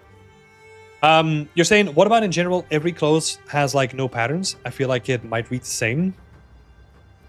I mean, they're just like little pieces of generic cloth, right? So it might be just like a piece of tablecloth. I don't mind necessarily. It would probably be relatively easy to just add like a tileable pattern to it, maybe, if you wanted to do that, but I think it's more optional. I think you can do something with frayed edges and desaturated colors, maybe, to kind of hint at the passing of time, but that's all I would want to do. Because here's another thing, right? Like, if you add patterns, what you're saying is like, oh, we're going to increase the importance of these things because, again, as people, we are very good at pattern recognition, and we add more detail to these elements, which is going to increase their importance in the scene itself, right? But the thing is, we don't want you to look here. We want you to look here, right? So that's where the focus needs to go. So we don't want to unnecessarily steal away from that focus. So the busier you make the clothes, the more you're going to do that, right? Cool. Thank you, Mon. Thank you. Best of luck. And yeah, I would say post-processing, play around with volumetrics, like those elements that I would really play with. Like, just focus on like the final presentation bits, and then maybe the door or some elements that you kind of feel like are like pretty basic, that are like easy wins, right? I'm trying to focus on those elements. But yeah, good stuff, man. Good stuff.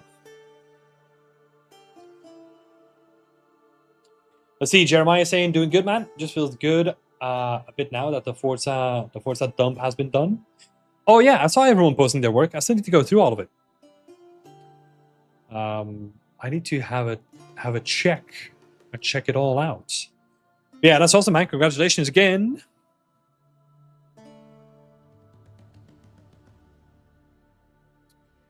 When you say volumetrics, do you mean like fog and God rays? Yeah, like distance-based fog, ground fog, like anything like that. It can be really subtle, right? But it adds depth to the scene. And it allows you, for example, a fog sheet, right? Just a plane with like a fog shader on it. Very subtle. Can actually be used to enhance the depth in the scene, right? If used well. Can be a very effective technique. Risheki is asking, I feel like I pronounce your name like different every time. So it's a good thing if I use different techniques in different projects. Yes. It's also more sustainable for like your mental sanity as well. Because I'll tell you one thing, I've seen so many people, and I'll include myself in that, like a ton of times as well. I see a lot of people that are trying to do too many things at once, and it just burns you out, right? Because let's say you make a project from scratch, and you can let's say you make a unique poly. You make a unique asset, and now you need to learn about tileable textures, you need to about vertex painting, you want to do RGB masking, like all those things, right? That is going to be very demotivating, because whenever you want to do something new, you need to invest a lot of mental capacity into it, right? So your body can only take so much of it. And also, if you're going to be learning a bunch of new skills, what is also going to happen is that whenever you learn something new, you don't know how long it's going to take, which means that your initial timeline, let's say, oh, this project's going to take me 1 month, is automatically going to be tripled at least, right? Because you don't know how long it's going to take you. Maybe vertex painting is easy. Maybe you don't get to grips with like RGB masking like all of a sudden, and now you're spending like a month just doing research on how to make like a good RGB mask shader, right?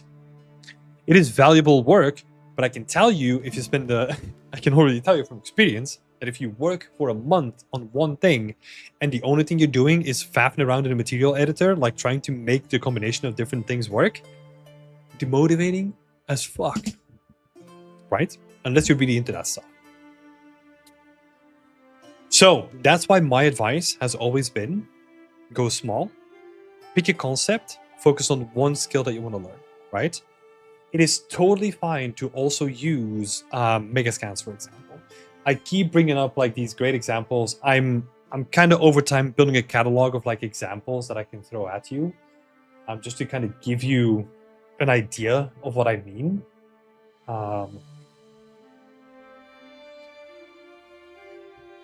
Where's my little thing? There we go. So I'll bring up my little slide that I've shown like a couple times, right? Would it actually be a good example? Okay. So we've got a couple of these environments in here, right? I want to focus on these three specifically. Reason why is because most of them are built in the same way. They focus on a specific skill that they wanted to learn, right? Let's say, for example, if you just make this one here, actually, let's move this out of the way. Let's move this up here. Let's say, for the sake of argumentation, this is a concept that you find. You can already make a project out of like just sculpting the bricks and like the patterns here, right? If that is what you want to do, that's fine. The rest of it, just use Megascans. Because the focal point is where you wanna learn new skills, right? That's what you want to focus on, so that's why you're spending your most time, and that's going to be the new skill that we're learning. Anything else, just use Megascans and make like a cool little scene out of it, spend a couple of days dressing it up, that's fine, right? And you can apply the same sort of thinking to anything. If you want to focus on purely texturing, don't build an asset from scratch. Don't build a high poly. Don't build a low poly. Just download an asset that someone else has made and just focus on texturing, right? You can probably find them. You can probably even find like high and low polys for like some assets out there if you wanted to. For example, Meet Matte, the challenge that Substance organizes. That is a great way to get into just like unique texturing, right? And that avoids having to do like 90% of the work because now we're just focusing on texturing. And maybe not everything like that is going to be landing on your portfolio, but I can guarantee you, if you've done a couple of those exercises, you're going to be way better prepared for whenever you want to do a scene. Because now you know how to texture, right? You know how to better estimate your timeline, you know how to texture, so it's all going to be clear going forward. Yes. I'll probably do... It's a recurring topic, right? So I'll probably talk about that more in the future. Continuing on, so Parzini, unfortunately, you were too late for today's session, so we will have to talk about your work next week because you forgot to add the tag, right? So apologies for that. But let's move on to Jack of Diamonds. I worked on a previous feedback. I think the scene has become more interesting overall. Oh, my question was, how does the scene feel overall at this point? With focus on the wood, right? So I wanted to focus on the little wood because I think that's a appropriate topic to talk about. And I think you're right. There is a lot of wood and there is a lot of detailed like noise going on, right? So like this structure over here, for example, is just because there's so much happening and so many individual pieces of wood that becomes a point where we're like, ooh, I want to look at that, you know? And that's something that we want to avoid, right? Because now, same example as we did with Moment just before, right?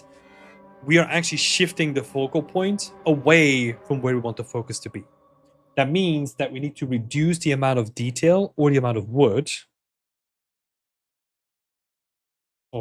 here to allow the complexity of the wood house to stand out, right? So shift the focal point That's what I would do.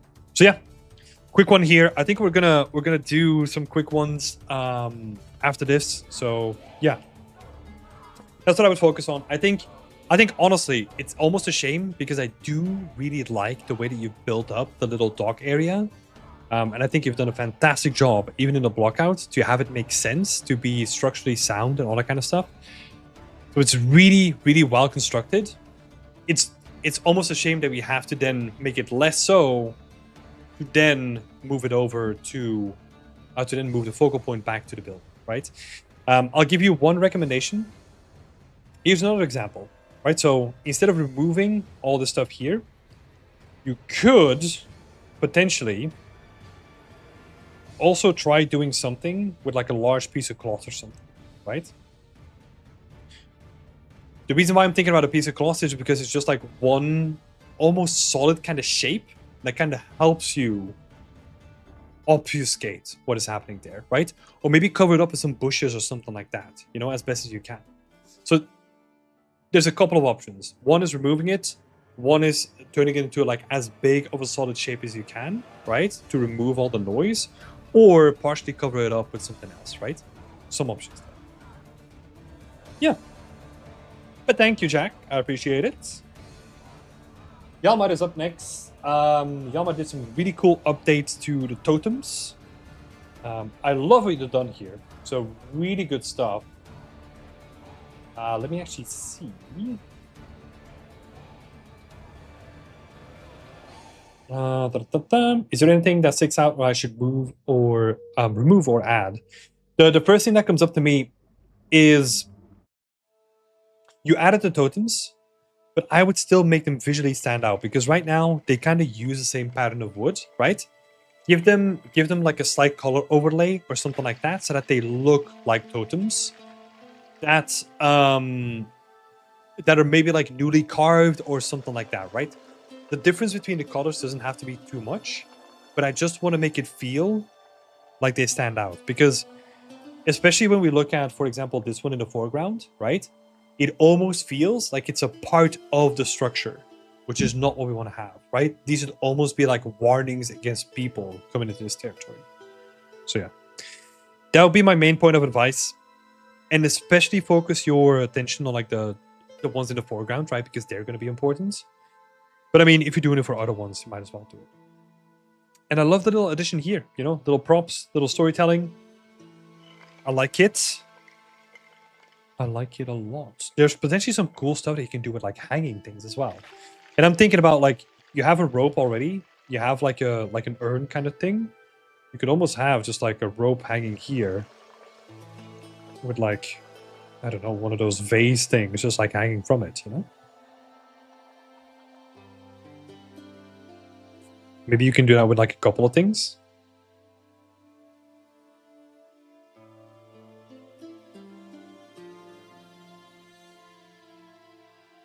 And you can see there's a consistency between the feedback that I give between multiple people.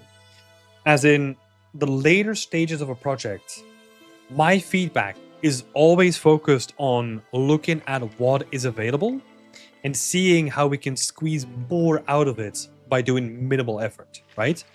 So when we get to these stages of a project, just always focus on those ideas where it's like, hey, what do I have available? Can I combine them in a way that I can make this more interesting without having to do a bunch of new stuff? So focus on that. Yeah, good stuff, Yalmar. I love the updates, so keep them coming. I think a couple of quick ones here. One for Megval. So you reduced the final poly count for the main hero asset to 4.9k triangles, coming from 10k. Awesome optimizations. I don't think we need to go anything further. I had a look at your poly count as well in your topology. I think it's looking quite nice. So I think you've done a good job. I think there was one main thing that I wanted to bring up here is that your scene... Okay, let me explain where this goes, right? So your hero asset kind of feels like it's been in the mountains for like quite a long time because it has like damage on the top, it has like damaged edges, like dirt buildup and all that kind of stuff. I want to see that sort of mentality or that sort of texturing continued in other parts of the scene as well. Because if we then start looking at, like, let's say the wooden pillars or these little flags, they are like a little bit worn, but they almost feel like they could be just like a little bit dirty from like a gust of wind, you know? So I want to see the same sort of aging that you've done on the main assets also be applied to the other assets as well. And that's also applied to the bridge, you know, have the bridge like slightly crooked, kind of splayed open, have the beams kind of like sticking out. I know you're still working on it, but that could be a way to apply it. And then for the wood here, instead of just using pillars, I mean, you can use the pillars, but I would go in with like a soft surface brush and like soft selection and just like try and like mash it together a little bit so that we're not looking at like a straight beam, but we're looking at like a worn beam that has been here for a while, and then texture them accordingly. Or add some decals or something like that, right? To kind of keep them consistent. Because yeah, the hero asset, especially the comparison between the two, right? Your hero asset feels worn, where your surroundings feel clean. And that disconnect is what I'm trying to highlight here. So that would be a good thing to focus on, because that's going to make the scene feel more consistent overall, which is good. Jacket Diamonds is saying, yeah, that's a good idea, thanks. No worries. Great stuff, man.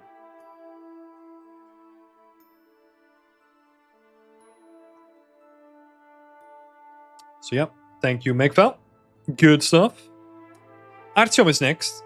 Artyom is working on a cool little door. Believable texturing study. I dug up a picture from my own reference library because, of course, an environment artist is nothing without like its trusted references. I'm scared to admit how many door pictures that I have, but anyway. How to push this further, right? So how does it all work? Does it work at all? And how can it be improved? A couple of things here. You can already see what I'm trying to say with the comparison between the reference image and the door that you have, right? A couple of things. Color depth. Yours is almost like a unique shade of brown. I want to see reds and maybe some blues and some purples and some grays and like all those kind of things. I kind of wish the BE ref library would have ended up being a thing. Well, Josh was actually kind enough to bring that back up again. And we might... I don't want to say anything because like it has a lot of security issues that come inherently with it, right? So if we find a good way of running it, I want to do it, but we need to find a good way of doing that. Because it needs to be streamlined, it needs to be presentable, it needs to be also shareable with people from the community. So there's a lot of different things that are coming together, right? But it has a lot of security issues inherently with it. So it requires a lot of research. But I still have all the content. So everyone that uploaded like their references, I still have all those references too, because I think there's still something there, especially in the age of AI. Yeah, make it properly. Well, yeah, here's the thing, right? Most of it is going to be data storage. Where do we host the data? How do we then share the data? Who gets access? Who gets access to the data? And like, how do we get people to access that data, right? Like there's a lot of very in-depth like security issues with that already. Because before I was storing it on my own server and then making your server publicly available as like a website, a lot of security issues that can be there. So I was already really uncomfortable with that. But then anyway, kind of deviating again. It would be really nice if we can kind of make it work, but we'll have to investigate the tool. It's going to be up to BE standards. Yeah, and especially security standards. I think that's the main concern that I have. Because if something happens to the data on, let's say, my server, right? Worst case scenario, you kind of lose everything from like BE. That would be a disaster. Sure, backups and all that kind of stuff, right? But I don't want to risk that at all. Yeah, anyway, back to this. So color depth is the first thing that I want to talk about. So additional colors in there. The gradient, top to bottom, right? You can kind of see that very clearly on the door to the right. Also, environment interaction. What I mean with that is moisture. Where does moisture collect? How does moss have an effect on that, right? Or like how does sun bleeding work? So like sun bleaching, which is very interesting that you can see that here, right? Like the top still has like the varnish because the sun only gets to that at a certain time of day. However, the rest of the door is completely sun bleached and desaturated because it's been in the sun for like a lot of time, right? So yeah, those environment interaction layers are good to look at. Look at all doors. Be a nerd. Look at all doors. Speaking about doors, oh my god, probably the best segue that I've done. I want to open a door as well. If you have any suggestions on how to make that reference library work, feel free to send me a DM about it, right? Yeah. Cool. Keeping it flowing, we got Taisto here. Taisto is doing a choice between 3 environments. Let me actually get some context here because you added a book. So, absolute must is relatively small scale as I'm starting out part-time studies. Cool. Goal A is I feel like texturing material creation is my weakest point. So, substance designer specifically, right? Goal B is get some experience with sculpting. And I still have a speech license until September. So at least doing some vegetation before it ends might be nice. The idea with this is that I would also reuse this in like future projects. I have experience with vegetation creation, but not with sculpting it from scratch. Oh, so you want to sculpt your own vegetation to then use in speed free. Okay.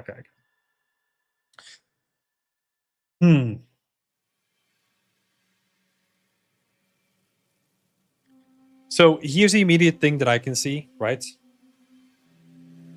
This one is going to require you to do some sculpting, right? For those nice shapes. The opportunities for foliage are probably like a little bit less apparent. I mean, you can have like foliage kind of draping down. You can kind of make that.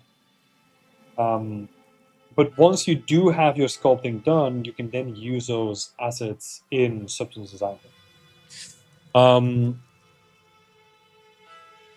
Yeah. Let me see. You say that as well, right? So more sculpting heavy, one tileable texture. Opportunity to start with plants. Plant texture. Here's the thing though. Like some other people mentioned this as well. They're really similar. Because you could honestly say like, hey, look, this is my focus. I want to do foliage, I want to sculpt it, and I want to do like a tiling texture in Substance Designer. Well, maybe apart from this one, it's really hard to kind of push like a tiling texture into this. Because I even think the combination of like a RGB masking, I don't know, not a fan for that for this asset because you're going to make it more complex. So maybe this one is off the table. But I'm honestly on board with like these two. These two, I don't really mind. Both of them are going to have a good amount of sculpting that you need to do. You're going to be able to flex your Substance Designer muscles between both of them as well. So yeah, I honestly don't mind. So I think at this point it honestly comes down to personal preference. I think it honestly comes from just this looks more interesting to work on because this is going to be relatively boring in presentation, whereas this is just more interesting to look at. That would be my thought process.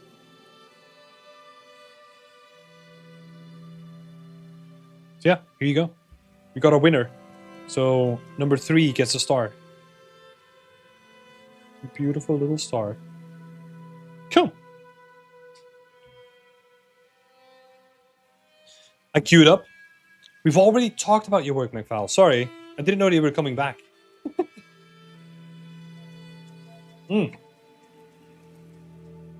But the good thing is, You can just go back and watch your feedback.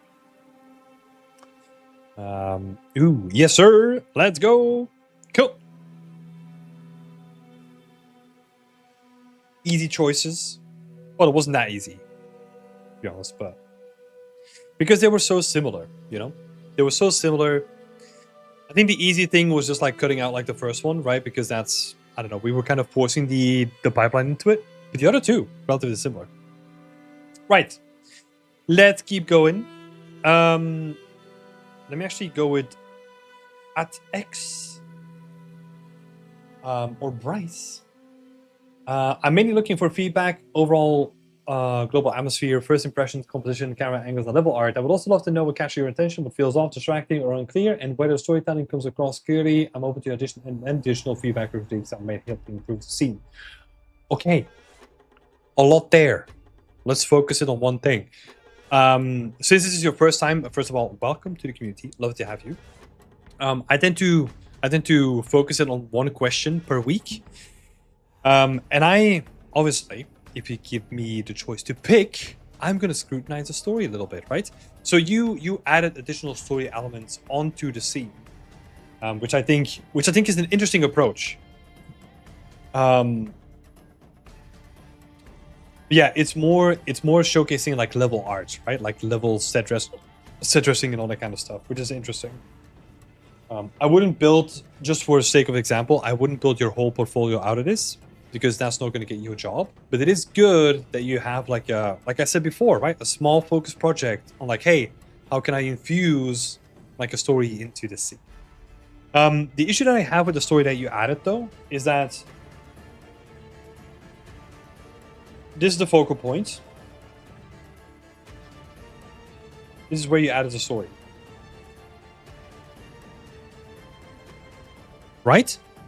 You can see that in a very visual way, right? That if you want to add a story, I would assume that the story would be added to like the main thing that's already present in the scene, right? So I would think about like how to add more story here rather than anywhere else.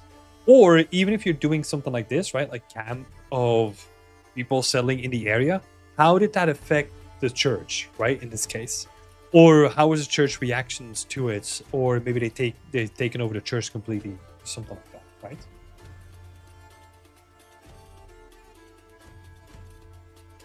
I'm sorry to saying I've got to go sleep now, 6 a.m. tomorrow morning, but catch you on Friday, hopefully. Yeah, thank you again, I'm sorry. Thank you for popping in. Really appreciate it. And have fun at work. So yeah, add your story here. And focus on your main focal point, right?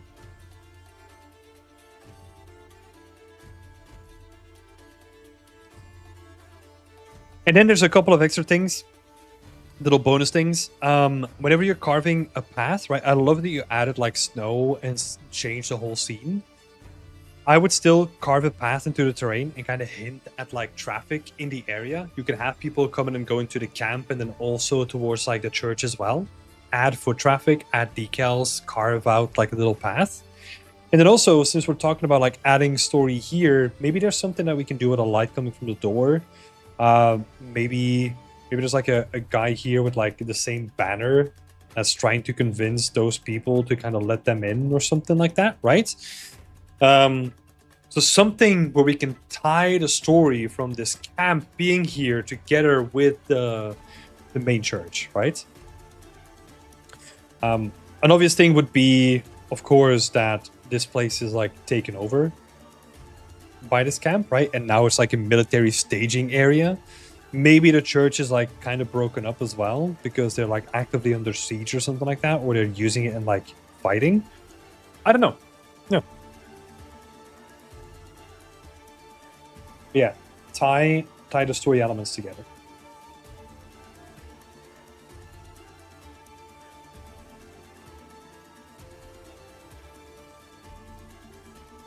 Cool. I'll keep it at that.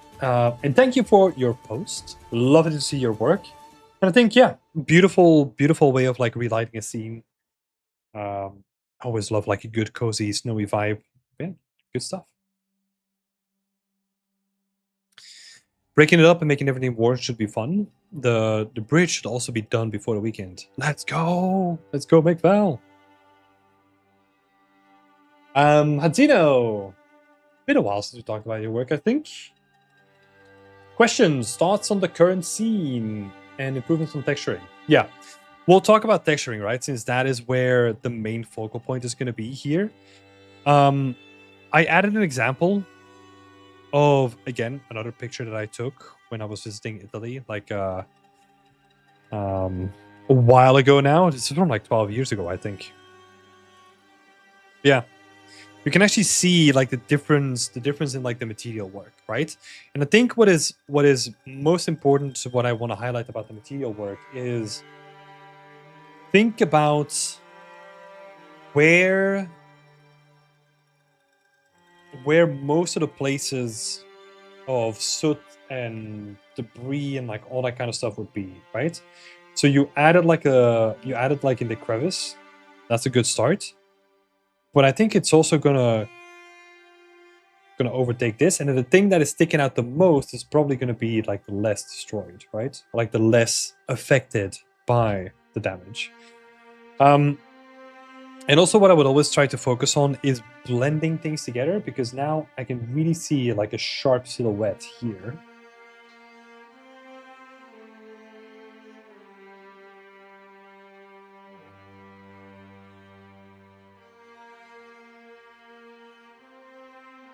So that would need some like additional blending.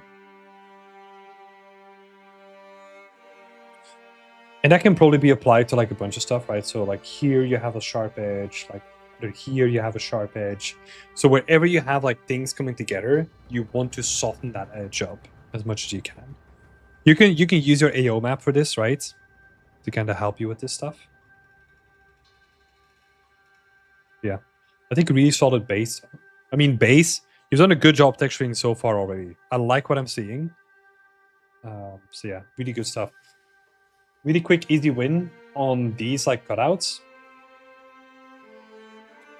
Give them like a way lighter color so that we can kind of get the idea that this is like broken off recently, right?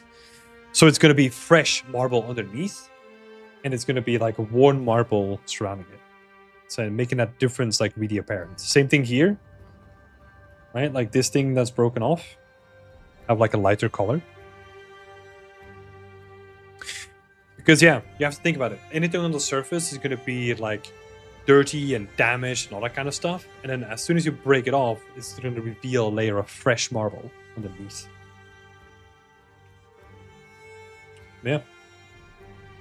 I do see some sharp lines. Yep. I'm well aware and I will fix on this. Okay, cool.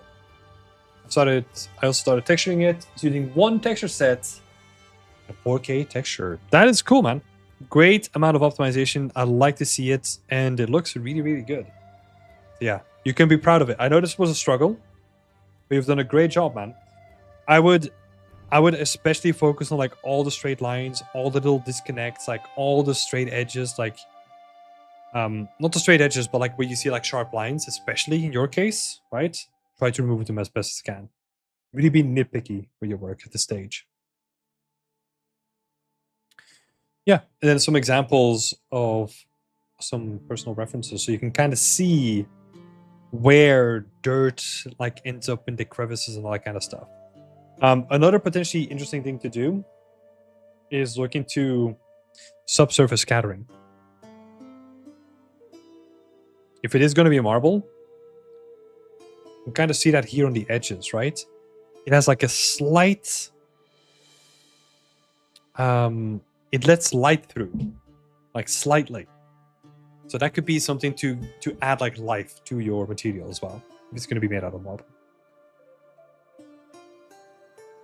Yeah, cool stuff. Just those references, you can get them on the overpaint as well. So yeah, stuff at Zeno. Right, talking about nitpicking, we're gonna do some nitpicking here. Just Max, I just want to say, freaking awesome work. The stuff that we're going to be talking about now is literally small stuff that you can still fix, but I think you've done a fantastic job on the final rendering. The updates that you've done since like last week again, fantastic job. I'm running out of like things to say here, but I think you've just done like a really amazing work on like all the details, like all the attention to detail, like all the blending, and like great work on the clouds in the back. You know, I think that adds like another layer of just like depth to the whole scene. Really well done. Really well done. So you earn a fame beyond extent star. You know, enjoy it. Okay, now with that out of the way, let's nitpick a couple of things. A couple of things that I noticed is UV seams and mesh normals are still present here, right? So on these two corners specifically. I honestly wouldn't mind if they are on the other side of the pillar, right? I know not ideal, but have them on the other side of the pillar and just focus the continuation on the main side of the pillar here. I'm also wondering, why is your stone pattern on top of your metal here?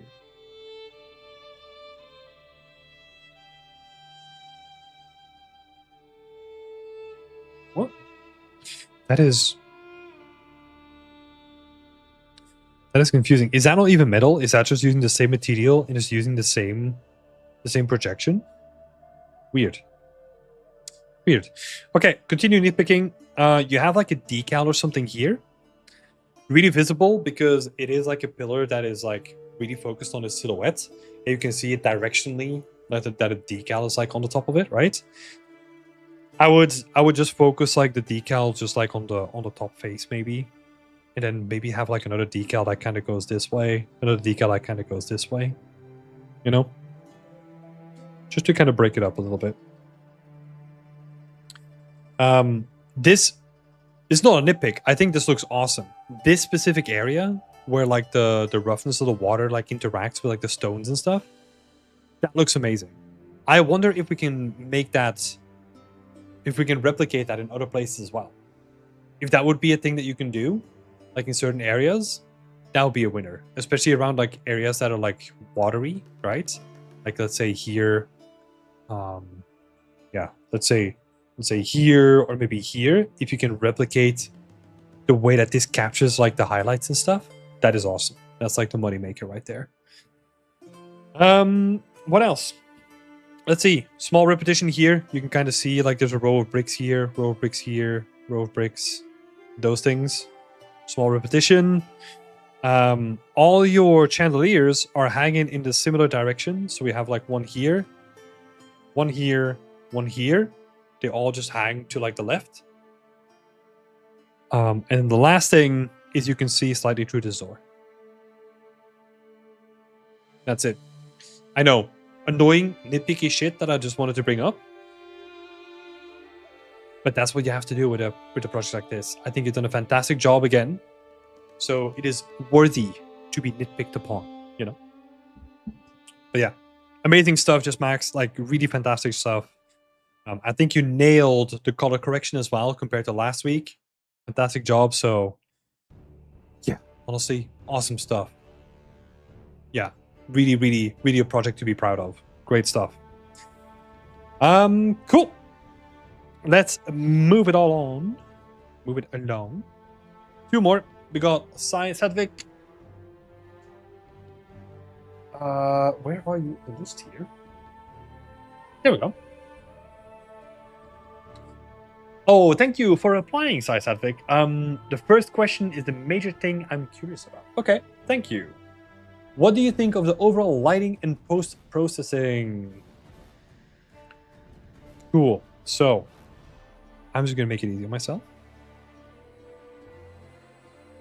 We are just going to focus on this. Lighting and post-processing. Okay. Couple of things.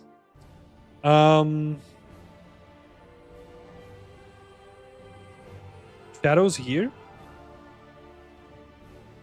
are too dark. I almost want to see your skylight affect this area like a little bit more.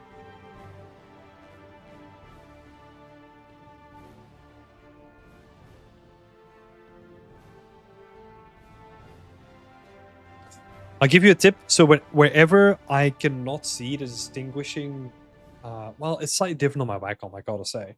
It's slightly darker on the Wacom. I would still probably increase it like a tad, so that we don't have just like this big dark blob. So like increasing the scatter just a little bit could be interesting. I think if you want to look at some references, like Assassin's Creed Shadows has like a bunch of like beautiful bamboo forests, and you can just see how much light they let in. Really cool stuff. So yeah, look at references for this. Maybe also slight tangent, but subsurface scattering on the leaves as well, so that the light that's coming through kind of goes through the leaves too. Similar idea here. I think you have like a lot of like dark shapes going on here, right? So yeah, shadow to dark. The same thing here. Right. What I would say, your lighting, it's focusing on the building itself, right? Which is not a bad thing. I would honestly try to, in a very subtle way, have like something going on more here, right? Because that's where we want people to kind of see.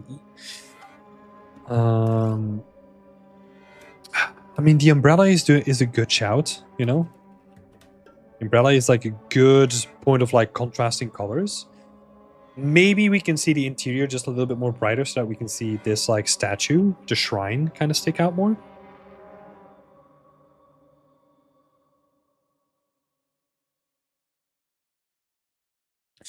More focus here could be good. Let's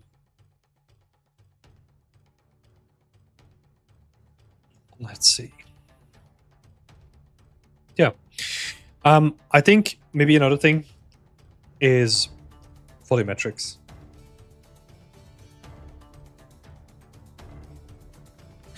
So volumetrics, especially fog. I can't remember if you participated. Yeah, you participated in the team challenge. Go to your project, go to your team challenge project, look in there, and go to the content examples that we set up for you. There's a fog that like sticks to surfaces, or there's a fog that you can just use as a volume. But those two things are like super helpful to create like additional depth in your scene. If you put them like really subtle, right? You have to be like pretty subtle with them, but they can be used as an effective way of creating like additional depth, you know? You can use the same thing in the same folder. There's like fog sheets as well that you can put into like the different layers as well. So yeah, that's what I would try to incorporate, because it adds so much. I need to do some examples for this. So fog sheets, volumetric fog, etc. That's what I would do still. Cool. Thank you, Sai. Thank you. Great stuff. And then the last one for today is teapots.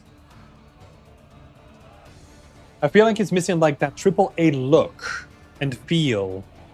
If you can give some suggestions or something to push that a little bit, as I know it's missing something, but I'm not sure what, or the assets are not the right quality. Hopefully it's clear already, but the person that lives in the living room is someone that is a musician. Yeah. That's pretty good. I do like that. So when you're saying missing AAA quality, there's a lot to dive in there, right? I'm gonna see if I can give you like some overarching things to focus on.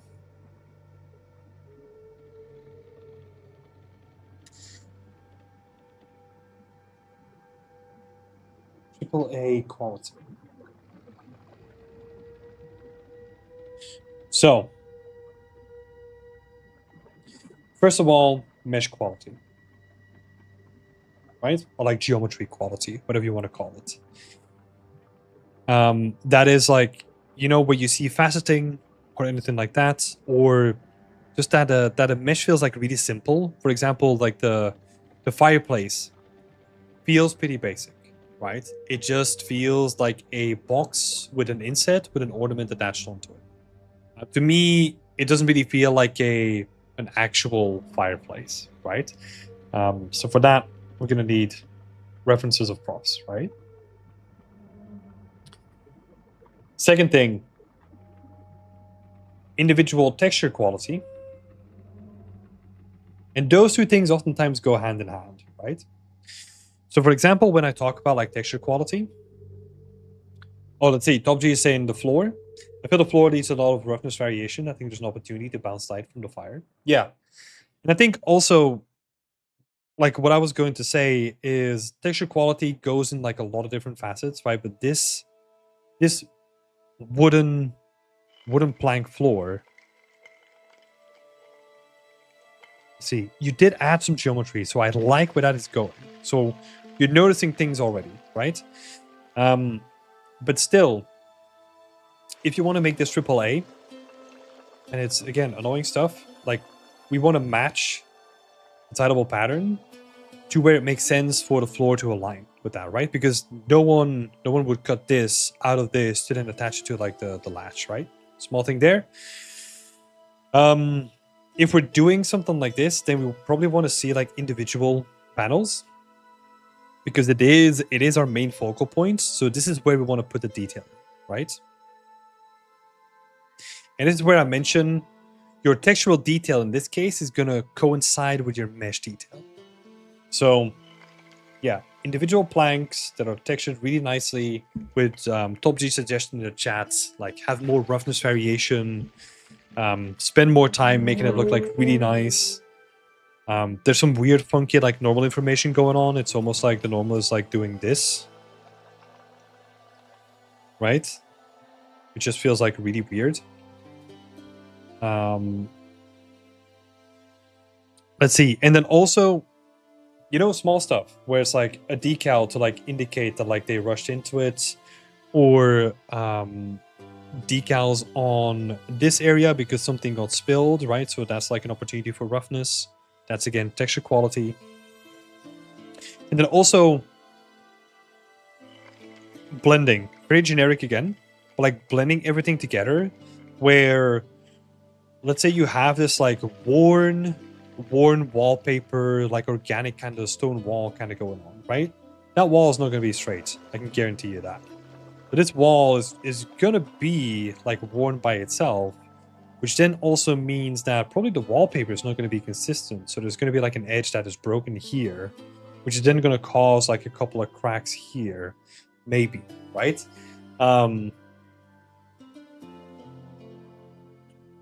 Yeah. So blending / layering, I would say. And I know, very broad spectrum. A lot of this comes down to references and attention to detail, right? It's really looking at like, okay, what does a wall look like in this place? What would the corners look like? How does a wall that is painted, how does the paint chip? Like, what is the underlying layer? Is there brick underneath it? So we're probably going to reveal like brick, plaster, paint. How do I do the transition? Because those transitions from paint to plaster are going to look different than from plaster to brick. Those kind of things, right? That attention to detail, that is what makes something AAA quality in my book. And I know, I'm generalizing a lot, right? I'm trying to keep it a really high level, but everything just needs to be at that like next quality level, right? So making the most of your geometry, your silhouettes, your topology, making sure that you have proper references for all the assets that you're making, and making sure that they have all the details that you would expect from an asset to have. Making sure that the textures of those individual assets are really good. Nothing feels flat. Everything is kind of blended together. It has like surface variation. It has color variation. And then all the surfaces kind of blend together in between themselves as well. Some of the corners are destroyed. Like people are moving the chairs. So there's going to be scraping on the floor. There's going to be decals here. you know, the cushions on the front are going to be like slightly more worn. You can probably see that like someone sat in it, so you're probably going to see like a dent from someone sitting in it. Yeah, there's so many things that come together, right? But it's all down to attention to detail, right? It's being very specific and peculiar with trying to see what you see on your references and trying to translate that as best as you can while also still remaining optimized as well. The final case there should be glass in front of it, right? I would expect it to shine more. I'm curious to see the roughness view. Yeah, it's that's a good point. Like whenever you have like shiny surfaces, it's a combination of like you can have like a rough, like a good roughness map, but if you then don't position your lights in such a way that you can make use of it, it needs to be a combination of the two, right? But yeah, I think that's a great point. It's an opportunity to do something more with, right? And again, that comes down to like texture quality, right? Like how, I guess it's more art fundamentals, but especially looking at roughness, like where are some opportunities where you can make something shiny with something dull, and that contrast is going to pique our attention and it's going to add depth to the world, right? So I know, very broad topics. I try to keep it a really high level, but I hope that makes sense. Everything comes down to references, honestly. More references, more specific references. Wood floor planking, if you don't have like 20 to 50 references on like just like your wooden planks, just a rough number on that, you don't have enough references, you know. That's the sort of thing we're talking about, like really nerding out about like, okay, how does this hatch work? Like how does the wood floor then like work with the hatch? There's probably going to be a gap between it. How did it pull it up? Is it going to be like a latch or something like that? How does that work? Very specific stuff, right? But that attention to detail is something really valuable for AAA stuff, for AAA quality, let's say. Right. Teapot, thank you so much for sharing your work. And that brings us to this beautiful conclusion of this Whip Wednesday session. I hope you all enjoyed. Thank you all so much for the good questions at the beginning. I really loved like the discussion. We went really deep, which I always love to do, like talking about like deep topics, especially about game dev. There's so much interesting topics there, especially for, you know, the current state of the industry and all that kind of stuff. But yeah, I really appreciate your time. I'm gonna head off now. So we'll see each other on Friday for some portfolio reviews. Bye-bye.